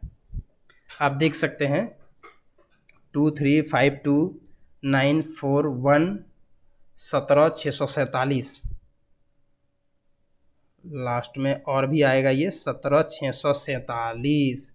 तो हम इसको थोड़ा सा मिनिमाइज करके यहाँ लिख देते हैं 17647 कितने अंकों की पुनरावृत्ति कर रहा है, इस बात को आप जो है वो जांच कीजिए। 1 2 3 4 5 6 7 8 9 10 11 12 13 14 15 16 अंक की पुनरावृत्ति कर रहा है, 1 से लेकर के 17 तक की जो विभाजन क्रिया होती है उसमें। तो इसमें जो है वो 16 अंकों के बाद जो है वो पुनरावृत्ति कर रही है। मैंने एक बार पुनः चेक करके देख लिया, वीडियो को थोड़ा सा मैंने पॉज करके, कि कहीं हमसे कोई गलती तो नहीं हो रही है। बिल्कुल सही है, 16 अंकों के बाद जो है वो पुनरावृत्ति होती है, पुनरावृत्ति होती है। मतलब इतना अंक आएगा, फिर इतना अंक आएगा, फिर इतना अंक आएगा, ऐसे करके। अब हम चलते हैं अगले क्वेश्चन पर। P/Q जहाँ Q 0 ना हो के रूप में परिमेय संख्याओं का बहुत सारा उदाहरण लेना है। P और Q पूर्णांक में जिसका 1 के अतिरिक्त कोई अन्य उभयनिष्ठ गुणनखंड ना हो, जिसका शांत दशमलव निरूपण हो, क्या आप यह अनुमान लगा सकते हैं कि Q में कौन सा गुण अवश्य संतुष्ट करना चाहिए? मतलब आपको कई सारा उदाहरण लेना है P/Q के रूप में, जिसमें ये दोनों कटने वाला ना हो। तो जैसे हम यहाँ पर ले रहे हैं कई सारे उदाहरणों को, और इसके बाद हम और भी ले लेते हैं, और भी ले लेते हैं। इस प्रकार से कई सारे उदाहरणों को आपको लेना है, और उसके बाद पता करना है कि ऐसा कौन सा गुण Q में है होना चाहिए जिससे दशमलव प्रसार शांत होगा। तो इस चैप्टर के शुरू करने से पहले मैंने बताया हुआ था कि Q में कौन सा, यानी हर में कौन सा गुण होना चाहिए, कि हर जो है वो 2 to the power n और 5 to the power m के रूप का होना चाहिए, यानी जब उसका अभाज्य गुणनखंडन करेंगे तो उसमें केवल 2 और 5 आना चाहिए, तब जाकर के उसका दशमलव प्रसार शांत होगा। और अगर Q इस रूप का नहीं होगा, अगर Q 2 to the power n into 5 to the power m के रूप का नहीं होगा, तो दशमलव प्रसार जो है वो अशांत होगा। दशमलव प्रसार जो है वो अशांत आवृत्ति होगा। आप इसी चीज़ को केवल ध्यान में रखिए, आपको जो है वो इसका आंसर मिल जाएगा। आप उदाहरण ऐसे कई सारे ले करके इसका दशमलव प्रसार आप करके देखिए, इसका दशमलव प्रसार अशांत आएगा, बाकी सबका शांत आएगा, क्योंकि बाकी सबका नीचे में जो है वो 2 और 5 ही केवल आएगा। ये मैंने आपको जब एक्सरसाइज 1.3 शुरू करने से पहले ही आपको मैंने बताया हुआ था। ऐसी 3 संख्याएं लिखिए जिसका दशमलव प्रसार अनवसानी अनावर्ती हो। लिख दीजिए √13, √8, √6, √2, मतलब हर वो संख्या जिसका पूरा पूरी वर्गमूल नहीं निकलता है आपको लिख देना है। इन सबों का दशमलव प्रसार जो है वो अनवसानी अनावर्ती होगा। तो आप इन सभी संख्याओं को जो है वो उदाहरण के रूप में इसमें लिख सकते हैं। या नहीं तो अगर आपको दशमलव वाला ही उदाहरण देना है तो आप इस प्रकार से ऐसा संख्या दिमाग में सोचिए जो बार बार रिपीट ना हो। अब देखिए मैं यहाँ पर संख्याओं को लिख रहा हूँ कि बार बार रिपीट हो ही नहीं रहा है, हर बार अलग अलग संख्या आ रही है। यहाँ 1 0 था, यहाँ 2 0 बैठा दिया, यहाँ 3 0 बैठा दिया, यहाँ 4 0 बैठा दिया। इसी प्रकार से 1 4 2, 1 4 2 गो 2, 1 4 3 गो 2, 1 4 4 गो 2। इस प्रकार का जो भी संख्या होगा इसको हम लोग बोल देंगे कि ये सब जो है वो अनवसानी अनावर्ती है। या अपने मन से कुछ भी ऐसा लिखते जाइए जिसमें संख्या का कोई रिपीटेशन हो ही नहीं, कुछ भी ऐसा लिख दीजिए जिसमें संख्याओं का कोई रिपीटेशन हो ही नहीं। तो इस प्रकार से आप उदाहरण दे सकते हैं, या चाहें तो इन सबों का आप जो है वो वर्गमूल निकाल करके भी उदाहरण को दे सकते हैं। तो इस प्रकार से 3 ही पूछा गया है, मैंने इस तरीके से भी दे दिया, इस तरीके से भी दे दिया, आप जिस तरीके से इसका आंसर दे सकते हैं। अगला जो पूछा गया है कि परिमेय संख्या इतना और इतना के बीच में 3 अलग अलग अपरिमेय संख्या निकालिए। बहुत अच्छा क्वेश्चन है। 5/7 और 9/11, इन दोनों के बीच में परिमेय नहीं निकालना है, अपरिमेय संख्या निकालना है। तो हम क्या करेंगे, पहले इसको दशमलव के रूप में बदलेंगे और फिर इसको दशमलव के रूप में हम बदलेंगे। और दशमलव के रूप में बदलने के लिए मैंने आपको बताया हुआ था कि अगर किसी संख्या को हम दशमलव के रूप में बदलना चाहेंगे तो नीचे वाले से ऊपर वाले को भाग देना होगा। मतलब 5 को 7 से भाग देना होगा तो हमारे पास आ जाएगा 0.714, ऐसे करके कुछ और आएगा, लेकिन हमको इतना तक ही लिखना है, ज़्यादा ज़रूरत है भी नहीं। मतलब 0.71, आप इतना मान करके चलिए 0.71। और फिर यहाँ पर भी हम 9 को जो है 11 से अगर भाग देंगे तो 0.818181 ऐसे करके ये आते रहेगा। खैर हमको सिर्फ देखना है 0.71 और 0.81, यानी 0.71 और 81, और 71 और 81 के बीच में कितना संख्या है वो आपको यहाँ पर लिख देना है। दशमलव के बाद की संख्याओं को 81, 71 ऐसे नहीं बोला जाता है। मैंने यहाँ पर इसीलिए कहा क्योंकि आप इसको समझ पाएँ। आप इसको समझिए कि ये 0.71 है और 0.81 है, तो 71 से 81 के बीच में कौन कौन संख्या, 72, 73, 74, तो आप उन्हीं संख्याओं को लिखिए। तो हम लिखेंगे 5/7 और 9/11 के बीच की अपरिमेय संख्याएं, अपरिमेय संख्याएं। अब इसके बीच में कौन कौन सा अपरिमेय संख्या है, तो 0.71 और 81 के बीच में आ जाएगा 72।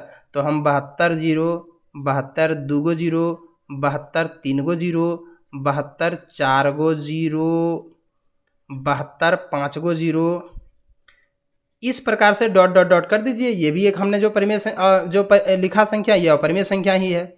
इसी प्रकार से आप 73 को ले सकते हैं, 73 1, 73 2 गो 1, 73 3 गो 1, 73 4 गो 1, 73 5 गो 1, डॉट डॉट डॉट मार देते हैं। कुछ भी आपको मन करे तो 79 कुछ भी कर दो, 5, 79 2 गो 5, 79 3 गो 5, ऐसे करके आप ट्रिक अपनाइए और लिख दीजिए इसको, ये बिल्कुल सही हो जाएगा। तो इस प्रकार से हम अपरिमेय संख्याओं को लिख सकते हैं।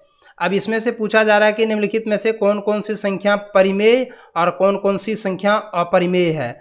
तो इसको पहचानने का हमने तरीका बताया था कि अपरिमेय संख्या किसको कहते हैं, दशमलव प्रसार जो है, दशमलव प्रसार जो होना चाहिए वो अनवसानी, मतलब अशांत। अनवसानी शब्द का दूसरा मतलब हुआ अशांत। अनवसानी अनावर्ती हो, मतलब ना तो ख़त्म हो और ना ही रिपीट करे। अगर ऐसी संख्या रहे तो देख लीजिए आप, ये वाला ना ख़त्म हो रहा है ना रिपीट कर रहा है, यहाँ पर रिपीट कर रहा है 478 478, ये रिपीट कर रहा है, तो ये हो जाएगा परिमेय, ये हो जाएगा अपरिमेय, क्योंकि ना ख़त्म हो रहा है ना रिपीट कर रहा है। ये वाला तो ख़त्म हो चुका है तो ये तो परिमेय होगा ही। इसका वर्गमूल पूरा पूरी निकल जाता है। इसके अलावा अपरिमेय संख्या किसको बोलते हैं, जिसका पूरा पूरी वर्गमूल ना निकले। तो जैसे √13, √17, √2, √7, ये सब जितना भी है सब अपरिमेय संख्या है। इसका भी पूरी वर्गमूल नहीं निकलता है, तो ये हो जाएगा अपरिमेय संख्या। ये हो जाएगा परिमेय संख्या, क्योंकि 225 का अगर हम 225 का अगर हम वर्गमूल निकालेंगे तो इसका वर्गमूल 15 निकलेगा। वर्गमूल निकालने का 3 तरीका मैंने बताया हुआ था, वीडियो चैनल पर अपलोड है। आप बेसिक नॉलेज के अंतर्गत में जो प्लेलिस्ट जो बना हुआ है बेसिक नॉलेज का, उसमें जाकर के आप वर्गमूल निकालने का तरीका देख सकते हैं। तो इस प्रकार से जो है आप 1.3 के सारे क्वेश्चन को बना सकते हैं। अब हम लोग चलेंगे 1.4 में और देखेंगे 1.4 में हमें क्या क्या सीखना है। एक्सरसाइज 1.4 को शुरू करने से पहले ज़्यादा कुछ जानने को नहीं है, सिर्फ आपको ये जानना है इसमें कि अगर कोई संख्या दशमलव के रूप में रहे तो उसे हम लोग किस प्रकार से जो है वो संख्या रेखा पर दर्शा सकते हैं।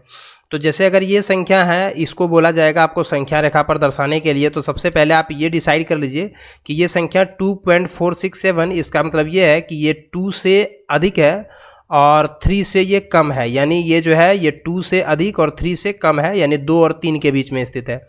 मतलब हम एक ऐसा रेखा खींचेंगे जिसमें हम नॉर्मली यहाँ से 0 ले लेते हैं, ये हो जाएगा 1, ये हो जाएगा 2, ये हो जाएगा 3, ये हो जाएगा 4, ये हो जाएगा 6। संख्या रेखा को हमने खींचा, इधर माइनस होता है, -1 -2।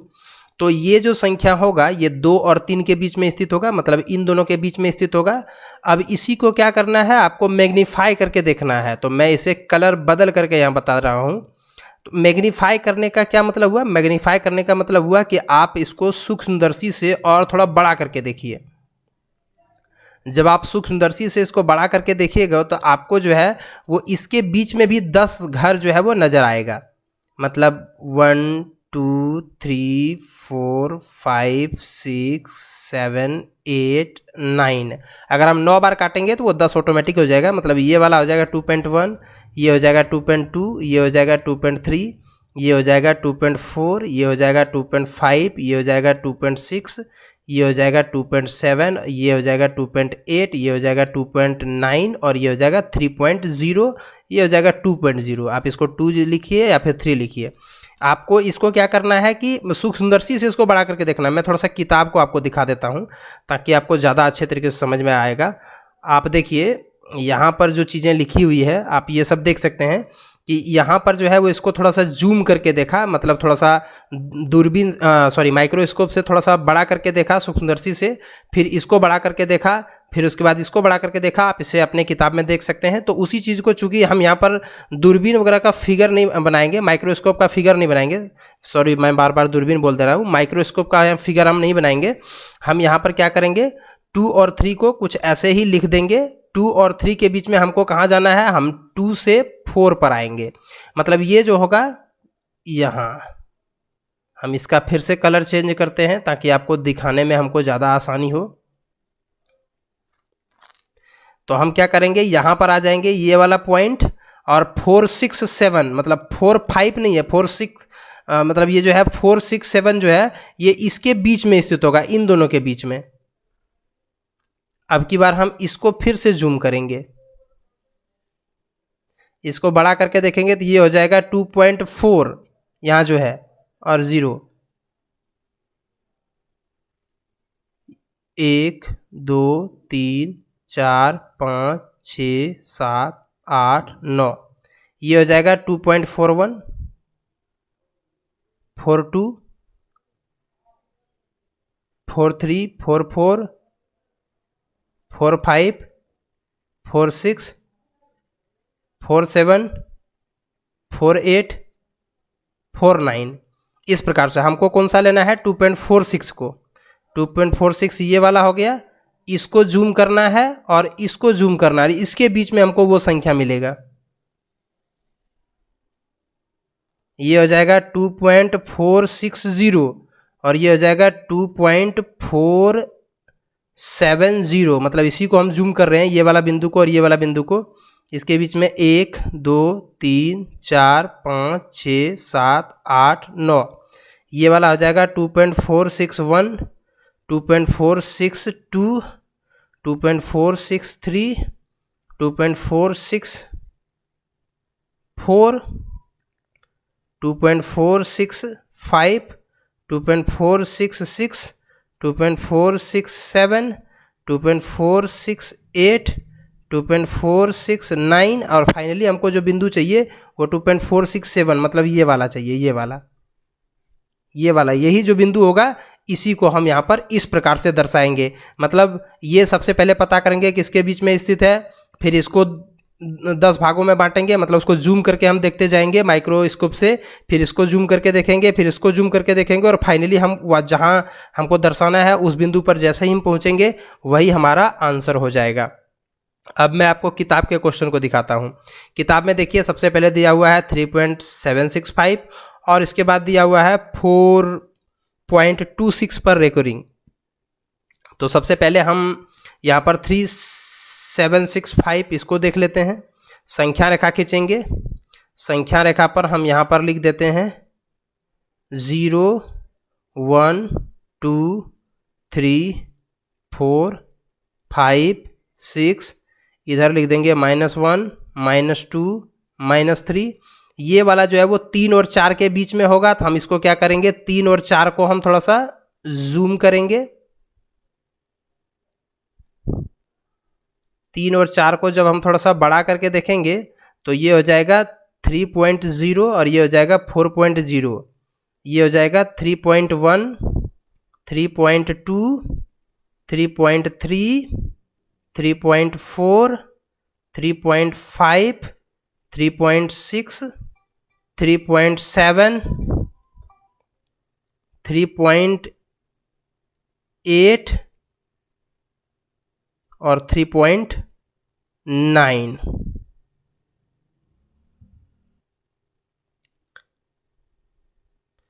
अब आपको जो है इसमें क्या करना है कि हमको अब जाना है 3.7 तक। तो ये 3.7 इसको हम लेंगे, इसको जूम करेंगे 3.7 और 3.8 को, और इसको हम 3.6 लिखेंगे और इसको लिखेंगे 3.7 इसको लिखेंगे और इसको लिखेंगे 8 और इसको हम जूम करेंगे। तो यहाँ जगह नहीं है, हम नेक्स्ट पेज पर आ जाते हैं। ये हो जाएगा 3.7 और ये हो जाएगा 3.8 और इसके बीच में हो जाएगा, मतलब ये मान के चलिए कि हमने उस पार से लाया है, तो ये हो जाएगा 3.71, 3.72, 3.73, 3.74, 3.75, 3.76, 3.77, 3.78, 3.79। ये थोड़ा सा ज़्यादा इधर जगह बच गया, बट आप इसको बराबर करने की कोशिश करिएगा। तो हमको हमको क्या चीज़ लेना है, हमको लेना है 3.76 को। तो हम क्या करेंगे, यहाँ पर 3.76 ये वाला है, इसको और इसको लेकर के हम जूम करेंगे। फिर यहाँ पर लिखेंगे हम 3.76 और ये हो जाएगा 3.77 और फिर यहाँ प्रत्येक 1, 2, 3, 4, 5, 6, 7, 8, 9 हम इसको ले लेते हैं। ये हो जाएगा 3.761, 3.762, 3.763, 3.764, 3.765, 3.766, 3.767, 3.768, 3.769 और अब हमको इसमें जो दर्शाना है उसे मैं क्वेश्चन में पहले देख लेता हूँ 765 को। तो हम इसमें क्या करेंगे, 765 मेरा कौन सा है, ये वाला पॉइंट, यही वाला जो पॉइंट है यही हो गया 3.765। आपको इसी प्रकार से जो है वो दर्शा देना है। एक अन्य जो क्वेश्चन है वो है 4.26 पर रेकरिंग। तो इसको हम दर्शाते हैं 4.26 के ऊपर रेकरिंग। तो हम क्या करेंगे, सबसे पहले एक लाइन खींचेंगे, इसमें हम वैसे ही दर्शा देंगे। ये हो गया 0, 1, 2, 3, 4, 5, उसके बाद 6, उसके बाद 7, इसके बाद 8, इधर हो गया -1, इधर हो गया -2, इधर हो गया -3, इस प्रकार से तो हम इसको क्या करेंगे कि आप यहाँ से देख सकते हैं, इसको हम 4 और 5 को थोड़ा सा जूम करेंगे और फिर इसको ये हो जाएगा 4.1, ये हो जाएगा 5.0, सॉरी ये 4.0 होगा। उसके बाद ये वाला हो जाएगा 4.1, 4.2, 4.3, 4.4, 4.5, 4.6, 4.7, 4.8, 4.9। इसमें हमको लेना है 4.2 को, तो 4.2 यहाँ है, लेकिन इसके भी आगे अभी बढ़ना है, तो हम इन दोनों को लेकर के जूम करेंगे।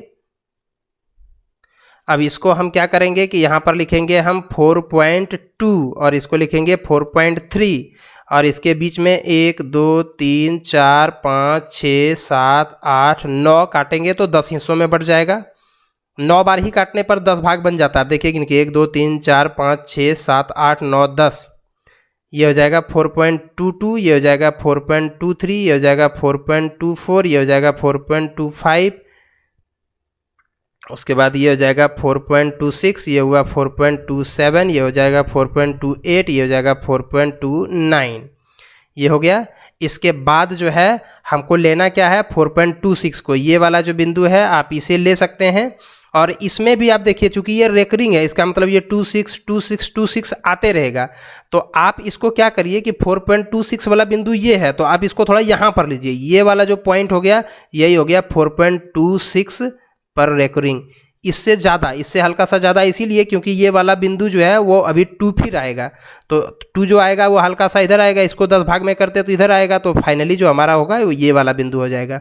तो इस प्रकार से आप एक्सरसाइज 1.4 को ईजिली बना सकते हैं। मात्र इसमें 2 ही क्वेश्चन है। अब हम लोग चलेंगे एक्सरसाइज 1.5 पर। हम लोग शुरू करने वाले हैं एक्सरसाइज 1.5, लेकिन 1.5 को शुरू करने से पहले थोड़ा सा ये देख लेते हैं कि इस चैप्टर में हम लोगों को क्या क्या सीखना होगा। तो आइए उसके बारे में थोड़ा सा डिस्कशन कर लेते हैं कि इस चैप्टर को बनाने के पूर्व हमें किन किन चीज़ों की जानकारी होनी चाहिए।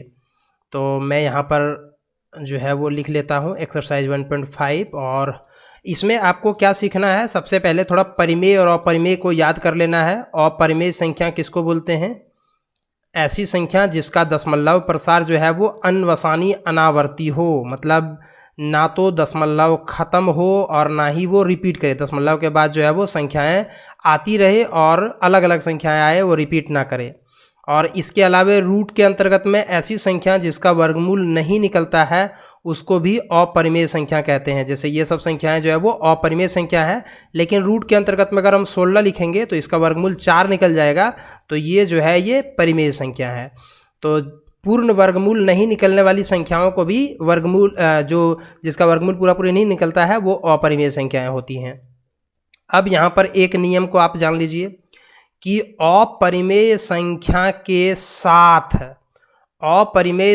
के साथ किसी परिमेय संख्या को अगर हम जोड़ेंगे, घटाएंगे, गुना करेंगे या भाग करेंगे तो जो रिजल्ट आएगा वो भी अपरिमेय ही होगा। आप इसको ऐसे याद करिए कि जो अपरिमेय से टकराएगा वो अपरिमेय ही बन जाएगा।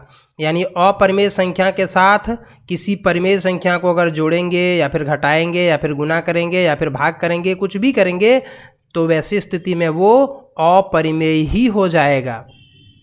आपको ये चीज़ अगर याद हो तो फिर ये चैप्टर को बनाने में ज़्यादा दिक्कत नहीं है, क्योंकि इस चैप्टर में जो है वो ज़्यादा टाइप का क्वेश्चन नहीं है, थोड़ा बहुत सिंप्लीफिकेशन है और थोड़ा सा हारों का जो है वो परिमेयकरण है, जो मैं आपको उसी समय क्वेश्चन में बता दूंगा। तो आइए अब शुरू करते हैं एक्सरसाइज 1.5 को और देखते हैं पहला क्वेश्चन।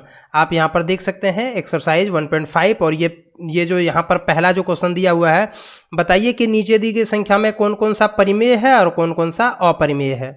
तो देखिए यहाँ पर ये वाला है अपरिमेय संख्या और इसके साथ यहाँ पर परिमेय को घटाया गया है, तो ये भी हो जाएगा अपरिमेय ही। मैंने कहा था कि जो अपरिमेय से टकराएगा वो अपरिमेय ही बन जाएगा, तो ये भी अपरिमेय हो जाएगा। यहाँ पे तो टकराया जरूर है, लेकिन यहाँ का सिचुएशन थोड़ा इसलिए अलग है क्योंकि ये इस प्रकार हो जाएगा और ये दोनों घट करके 0 हो जाएगा और फाइनली हमारे पास 3 बच जाएगा, तो इसीलिए ये परिमेय है। यानी ये वाला संख्या क्या होगा, ये परिमेय होगा, क्योंकि अंडर रूट 23 दोनों घट करके 0 हो जाएगा। यहाँ पर ये दोनों जो है वो खुद कट जाएगा और फाइनली हमारे पास एक परिमेय संख्या बचेगा। ये वाला आप देख सकते हैं कि ऊपर में परिमेय और नीचे में अपरिमेय, और दोनों के बीच में क्या रिश्ता है, भागा का। बटा मतलब भागा।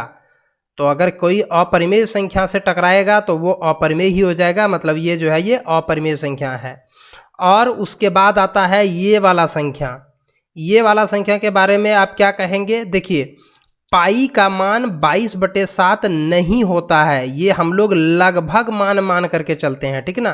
पाई का मान 22/7 नहीं होता है। पाई जो है उसको एक अपरिमेय संख्या माना गया है। पाई एक अपरिमेय संख्या है जिसका कोई निश्चित मान नहीं होता है। भले ही हम लोग जब बनाएंगे क्षेत्रमिति में तो पाई के जगह पर 22/7 ही लिखेंगे, वो ठीक है, ये लगभग मान है इसीलिए हम लोग 22/7 ले लेते हैं। ऐसे पाई को अगर पूछा जाए कि पाई किस प्रकार की संख्या है, तो आप उत्तर दीजिएगा कि पाई जो है वो एक अपरिमेय संख्या है, और अपरिमेय संख्या के साथ 2 गुना है तो जो संख्या बनेगा, यानी ये वाला जो संख्या है ये भी अपरिमेय ही होगा। यानी 1 नंबर अपरिमेय, 2 नंबर परिमेय, 3 नंबर परिमेय, 4 नंबर अपरिमेय और 5वां नंबर भी अपरिमेय। और आपको ध्यान रखने वाली बात यह है कि पाई जो है वो एक अपरिमेय संख्या है। इसका मान लगभग 22/7 के मान के बराबर होता है। 22/7 इसका मान नहीं होता है। हम लोग क्षेत्रमिति में इसका इस्तेमाल जरूर करते हैं 22/7, और हमेशा करेंगे भी, लेकिन इसको हम कभी भी ये नहीं कहेंगे कि पाई जो है वो परिमेय संख्या, ये अपरिमेय संख्या है। अब चलते हैं क्वेश्चन नंबर 2 को, और क्वेश्चन नंबर 2 को थोड़ा सा देख लेते हैं। इसमें जो है सरल करने के लिए कहा गया, व्यंजक को सरल कीजिए। तो एक एक करके आप सभी व्यंजकों को सरल करना है आपको। सबसे पहले मैं इस वाले क्वेश्चन को यहाँ पर सरल करता हूँ। बराबर देंगे और इसको गुना करेंगे, पहले इससे इसको और फिर इसी संख्या से इसको। तो जब इससे गुना करेंगे तो 3 गुना 2, 3 दूना 6 और 3 गुना √2। तो 3 गुना √2 जब हो जाएगा तो ऐसे ही रह जाएगा ये 3 √2, ठीक ना। उसके बाद √3 से इसको गुना करेंगे तो ये हो जाएगा 2 √3, मतलब इसके साथ इसको गुना करेंगे और फिर इसके साथ इसको गुना करेंगे तो अपरिमेय वाला दोनों गुना हो जाएगा, तो ये हो जाएगा √6। तो फाइनली अब इसमें देख सकते हैं कुछ अगर जुड़ने वाला हो तो यहाँ पर कुछ भी जुड़ने वाला नहीं है, यही हो जाएगा आंसर। सरल करे में जो आंसर हम लोग देंगे वो यही वाला दे देंगे, यही हो जाएगा इसका आंसर। अब थोड़ा सा इसको हम देख लेते हैं, इसको किस प्रकार से बनाएंगे। इसमें आप एक फॉर्मूला लागू कर सकते हैं, a + b × a - b। मैं यहाँ पर फॉर्मूला लिख दे रहा हूँ, a + b और a - b। अगर ये फार्मूला आपने पढ़ा होगा तो इसके बराबर में होता है a² - b²। तो यहाँ पर भी देखिए सेम उसी प्रकार से है, तो हम यहाँ पर लिख देंगे a² मतलब 3 का स्क्वायर और b के स्थान पर √3 का स्क्वायर। इसका स्क्वायर हो जाएगा 9, इसका स्क्वायर हो जाएगा 3, तो फाइनली हमारा आंसर आ जाएगा 6। हो गया आंसर। इसके बाद इसको हम बनाते हैं, ये जो है इसको सीधा सीधी a + b का होल स्क्वायर करना है। a² + b², सॉरी यहाँ रूट है, a² मतलब √5 का स्क्वायर प्लस b² मतलब √2 का स्क्वायर प्लस 2ab 2ab मतलब √5 गुना √2 यानी √10। तो इसका स्क्वायर करेंगे तो 5, इसका स्क्वायर करेंगे तो 2, और ये तो हो जाएगा इतना ही 2√10। और फिर जब इसको हम करेंगे तो आगे हो जाएगा ये 5 और 2 7 जोड़ 2√10, यही हो जाएगा इसका आंसर। इसका आंसर यहाँ किया, इसका आंसर यहाँ किया, अब इसका आंसर यहाँ कर देते हैं। इसका भी देखिए a - b a + b मतलब सेम यही वाला फॉर्मूला। तो यहाँ पर हम लिखेंगे a² - b² बराबर a - b, और फाइनली हम इसे घटा करके लिख देंगे। तो ये 2 नंबर का क्वेश्चन भी आसानी से बन गया। अब चलते हैं तीसरे नंबर के क्वेश्चन के ऊपर, और इसमें जो है ये कहा गया है कि आपको याद होगा कि पाई एक वृत्त की परिधि मान लीजिए c, उसका व्यास मान लीजिए d के अनुपात के रूप में परिभाषित किया जाता है। मतलब आपने पढ़ा होगा कि वृत्त की परिधि बराबर, परिधि को c से दर्शाया जाता है, परिधि बराबर 2 पाई r, और ये 2 और r दोनों अगर मिला देंगे तो क्या बन जाएगा, 2 गुना त्रिज्या बराबर व्यास। तो यहाँ से अगर हम इसको पाई का मान अगर हम रख लें, पाई का मान अगर हम रख लें तो हो जाएगा c/d, यानी कहने यही चीज़ यहाँ पर लिखा हुआ है कि पाई बराबर c/d होता है, लेकिन दूसरी तरफ हम कह रहे हैं कि पाई जो है वो अपरिमेय संख्या है। तो इस अंतर विरोध का निराकरण आप किस प्रकार से करेंगे, ये पूछा जाता है।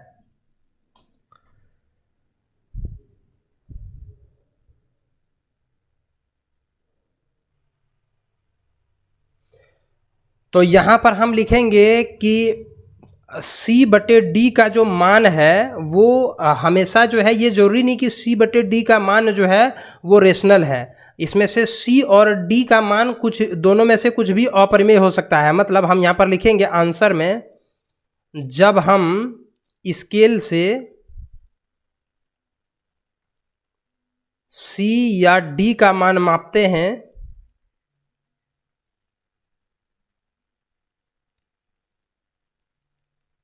तो यह एग्जैक्ट मान यानी वास्तविक मान नहीं देता है,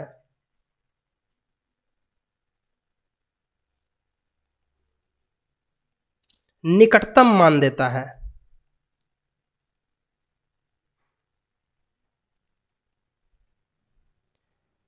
अर्थात C और D में से, C या D में से कोई अपरिमेय हो सकता है।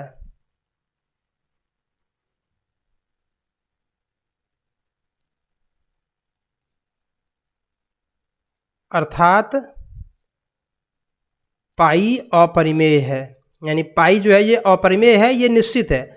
अब इसमें से हो सकता है कि C और D में से यही दोनों में से कोई एक अपरिमेय हो, क्योंकि जब हम किसी चीज़ का माप लेते हैं, जैसे मान लीजिए हमने यहाँ से यहाँ तक को मापा और हमने बोल दिया 5 सेंटीमीटर, ठीक है, हमने स्केल से माप लिया 5 सेंटीमीटर, लेकिन क्या वो एग्जैक्टली स्केल में 5 जहाँ था यहाँ से यहाँ तक ही था? एकदम बिल्कुल हम छोटा सा स्केल लाएंगे, हम से भी कम, हम माइक्रो मीटर के द्वारा जो अगर हम इसको नापेंगे, इसकी साइज जो है वो हल्का फल्का आगे इधर उधर हो सकती है। यानी जब भी हम माप लिखते हैं तो वो हम लोग लगभग माप लेकर के चलते हैं कि यहाँ से यहाँ तक की लंबाई कितनी है, तो मान लिया हमने 5 सेंटीमीटर, मान नहीं लिया, हमने स्केल से नापा, जो हमारी नज़रें जहाँ तक काम कर पाती है वहाँ तक के स्केल को हमने नापा और बोल दिया 5 सेंटीमीटर।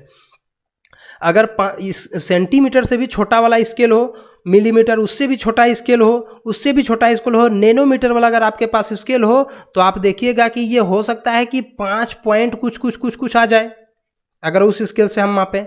इसीलिए हम बोलते हैं कि ये जो है ये एग्जैक्ट मान नहीं होता है। C और D का हम लोग मान ऐसे ले लेते हैं जो कि वास्तविक मान नहीं है, एग्जैक्ट मान नहीं है, वो माप हो सकता है इधर उधर हो जाए, इसीलिए हम लोग इसका आंसर में यही लिखेंगे। अब अगला जो क्वेश्चन दिया गया है उसमें लिखा हुआ है संख्या रेखा पर √9.3 को निरूपित कीजिए। तो इसके लिए आपको क्या करना है कि सबसे पहले जो है एक रेखा खींचनी है जिसकी लंबाई 9.3 सेंटीमीटर या यूनिट्स होना चाहिए, जो भी रहे, 9.3 सेंटीमीटर हो सकता है, मीटर हो सकता है, कुछ भी, इतना हम इकाई लिख देते हैं, इतना इकाई आप खींचेंगे। और इसके बीचों बीच जो है वो आप जो है इसमें से 1 सेंटीमीटर और आगे बढ़ाएंगे, यहाँ से आप 1 सेंटीमीटर और आगे बढ़ाएंगे और इसको आप 2 भागों में बांट लेंगे पूरे को। मतलब यहाँ से यहाँ तक है आपका 9.3 और यहाँ से यहाँ तक है 1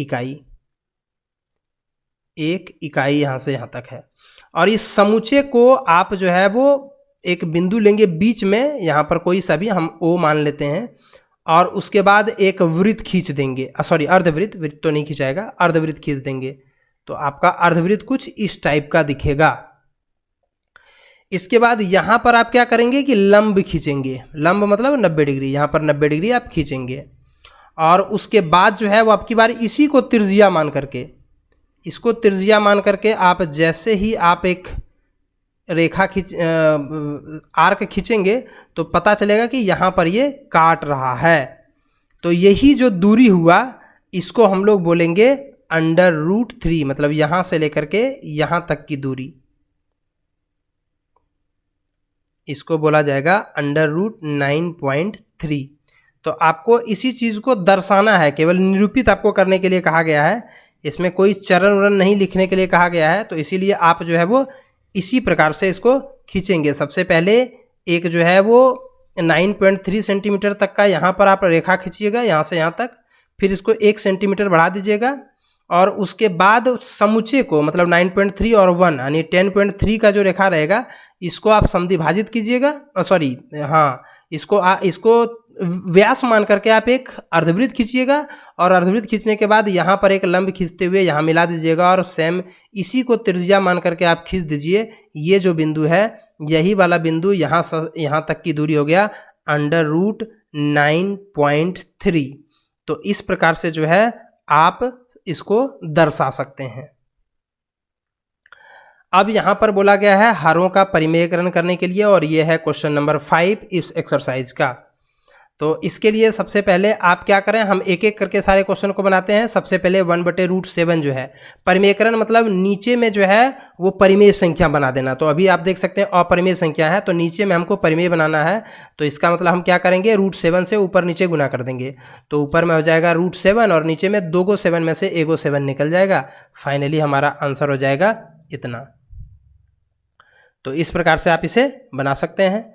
फिर अब की बार इसको अगर बनाना होगा तो हम क्या करेंगे कि इसको जो है वो इतनी ही संख्या से हम ऊपर नीचे गुना करेंगे।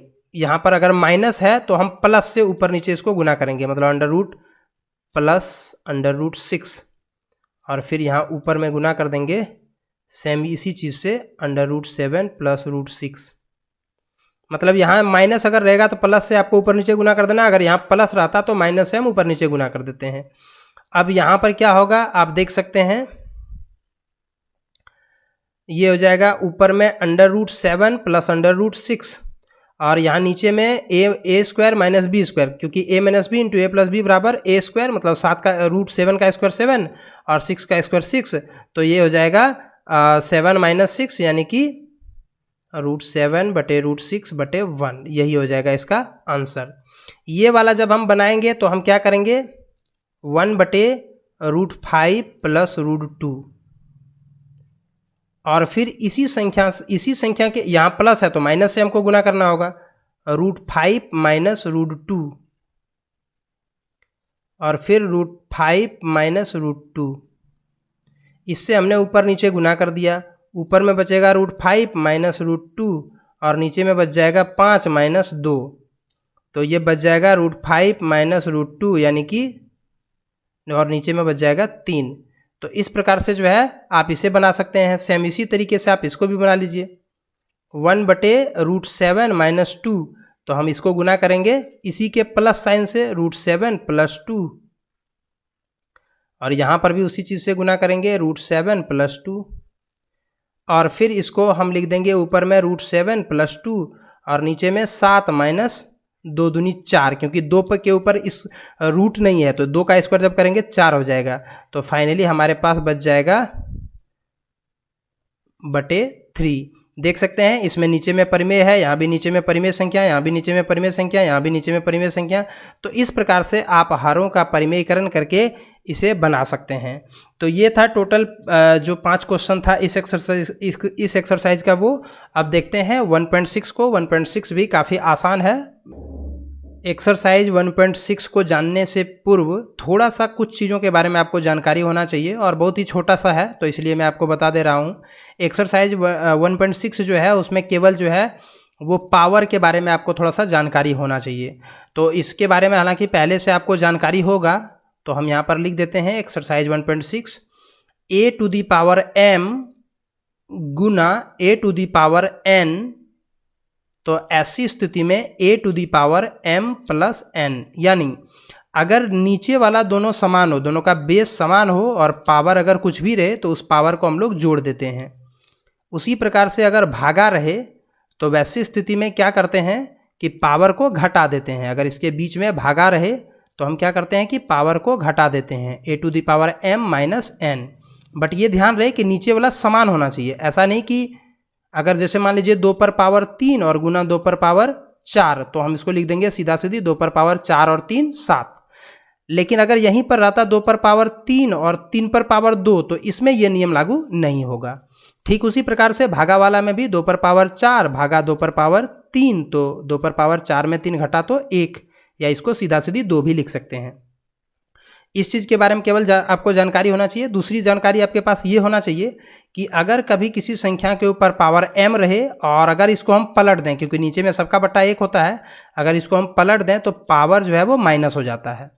और सेम इसी का उल्टा, अगर माइनस में पावर रहे और इसको अगर हम पलट दें तो पावर जो है वो प्लस हो जाएगा। इन चीज़ों के बारे में आपको जानकारी होना चाहिए। और इसके अलावे कुछ और भी इस टाइप के क्वेश्चन होंगे, तो आइए अब चलते हैं 1.6 में और वहाँ पर देखते हैं कि इसे बनाना कैसे है। यहाँ पर भी थोड़ा सा कुछ एक क्वेश्चन दिया हुआ है, इसके बारे में भी थोड़ा सा बात कर लेते हैं। अगर आपके पास कभी इस प्रकार से क्वेश्चन दिया हुआ रहे 32 और इसके ऊपर 1/5 पावर, तो इसका मतलब ये हुआ कि हम एक रूट बनाएंगे, 32 लिखेंगे और जो ऊपर में पावर है उसको इसके ऊपर लिखेंगे और जो नीचे में पावर है उसको हम यहाँ लिखेंगे और फिर इसका हम गुणनखंड करेंगे। अगर गुणनखंड करेंगे अभाज्य गुणनखंडन तो 5 गो 2 आएगा और यहाँ पर 5 है तो 5 का जोड़ा लगेगा, यानी 5 गो में से 1 गो बाहर निकलेगा। इसी प्रकार से मान लीजिए आपके सामने एक क्वेश्चन रहे 3/4, तो इसका मतलब ये हुआ कि यहाँ पर हम रखेंगे 4 को और यहाँ पर हम रखेंगे 16 के ऊपर पावर 3 को और फिर 16 को हम 3 बार गुना करेंगे क्योंकि पावर 3 है। फिर अब इसका गुणनखंड करेंगे, तो आप गुणनखंड इसको कर लीजिएगा। इसमें 4 गो 2 आएगा, इसमें भी 4 गो 2 आएगा और इसमें भी 4 गो 2 आएगा। अब इसमें से 4 का जोड़ा लगेगा, तो वैसी स्थिति में इसमें से 1 2 बाहर निकलेगा, इसमें से 1 2 बाहर निकलेगा और इसमें से 1 2 बाहर निकलेगा। तो कुल मिलाकर के हमारा आंसर हो जाएगा 8। मतलब यहाँ जितना रहेगा उतनी संख्याओं में से 1 बाहर निकलेगा। यहाँ 4 है तो 4 गो 2 में से 1 गो 2 बाहर निकला। यहाँ 5 है तो 5 गो 2 में से 1 गो 2 बाहर निकलेगा। चलिए अब इसी प्रकार से हम यहाँ पर क्वेश्चन को बनाते हैं। सबसे पहले आप देख रहे हैं 64 को, तो आइए सबसे पहले 64 को बनाते हैं, देखते हैं 64 कैसे बनेगा।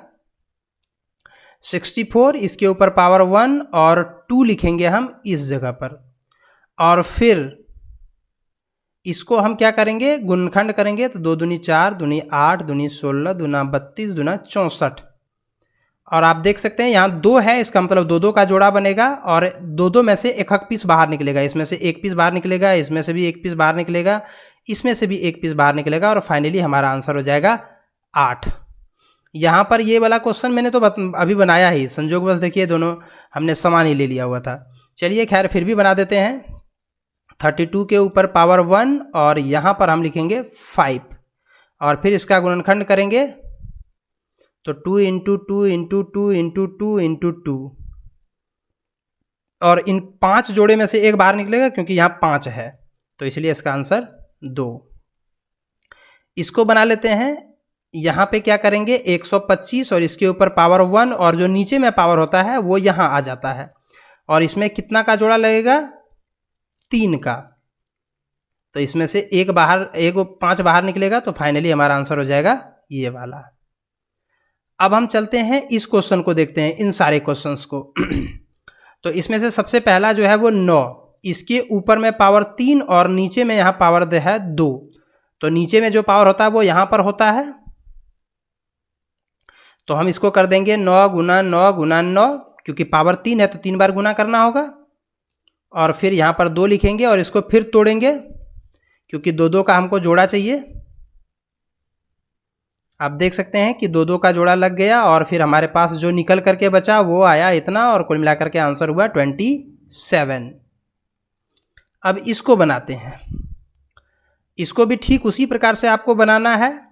यहाँ पर 5 आएगा और 32 के ऊपर पावर 2, जो ऊपर में पावर होता है वो यहाँ आता है, जो नीचे में पावर होता है वो यहाँ पे आता है।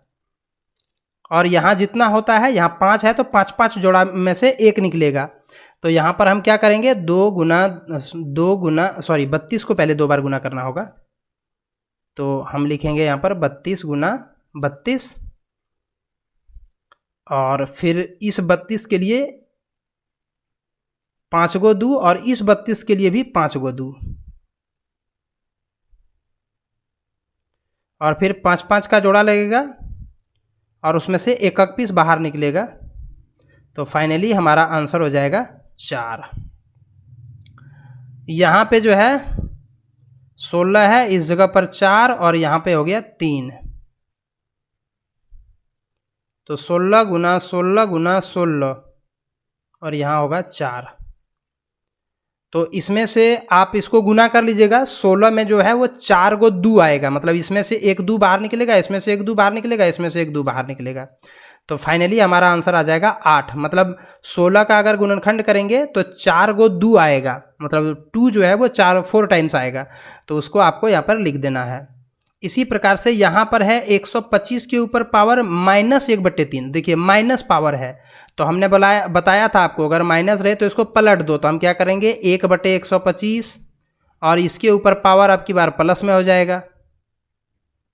अब क्या करेंगे 1/125 और यहाँ पे पावर 3 और इसके ऊपर पावर 1। तो पावर 1 को लिखें ना लिखें कोई फर्क नहीं पड़ता।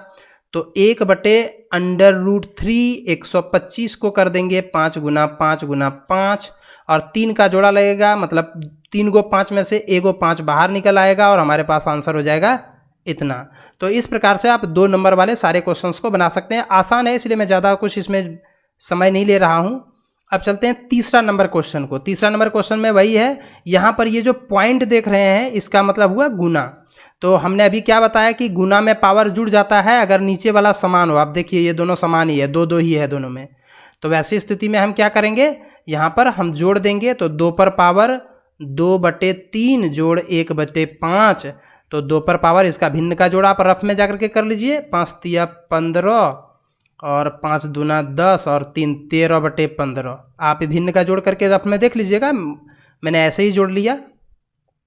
पावर के ऊपर अगर कभी पावर रहता है तो गुना होता है, जैसे a पर पावर m और इसके ऊपर पावर n। तो इसका मतलब हुआ a पर power m minus m into n, यानी पावर के ऊपर अगर पावर कभी रहे तो वैसी स्थिति में उसको गुना कर दिया जाता है। तो यहाँ पर आप देख सकते हैं 1 पर पावर 7 हो जाएगा और नीचे में 3 पर पावर 3 और 7, 3 सते 21। इसके ऊपर कुछ पावर नहीं है तो 1 है, तो 1 गुना 7 तो 7 हुआ, 3 गुना 7 21 हुआ। तो 1/3 पर पावर 21। इस प्रकार से आप इसे जो है वो बना सकते हैं और इसे जो है वो पावर के रूप में ही आपको आंसर भी करना है। तो इसको आप ऐसे ही लिख दें, या नहीं तो इसको आप अगर आप पलट देंगे तो 3 पर पावर -21/1 होगा। तो बटा 1 को लिखना जरूरी नहीं है, सीधा इतना आंसर दे देते हैं। यहाँ पर आप देख सकते हैं बटा है, बटा मतलब भागा और भागा में पावर घटता है। तो 11 पर पावर 1/2 घटा 1/4। तो 11 पर पावर इसका भिन्न का घटाव आप कर लीजिएगा, मेरे को ऐसे ही पता है कि 1/4 आएगा। ये है गुना, इसका मतलब गुना। तो इसका मतलब, लेकिन यहाँ नीचे में देख रहे हैं ये समान नहीं है, लेकिन एक चीज यहाँ पर हो सकता है कि 7 गुना 8 और दोनों के ऊपर पावर 1/2, फिर 8 सते 56 पर पावर 1/2। इस प्रकार से आप इसे बना सकते हैं। तो ये था पूरा का पूरा 1.6 और शायद मेरे ख्याल से अब ये एक्सरसाइज 1.1 से लेकर के 1.6 तक ख़त्म होता है। यानी आपका जो है वो चैप्टर 1 जो है वो ख़त्म होता है ऑफ क्लास 9 मैथ। वीडियो आपको कैसा लगा आप ज़रूर बताइएगा और साथ में ज़्यादा से ज़्यादा लोगों तक शेयर भी कीजिएगा इस वीडियो को। अगर आपको अच्छा लगा ये वीडियो तो शेयर कीजिए। आप खुद भी सब्सक्राइब कीजिए चैनल को, दूसरों को भी सब्सक्राइब करने के लिए बोलिए, लाइक कीजिए और अधिक से अधिक मात्रा में हमें सपोर्ट कीजिए। धन्यवाद।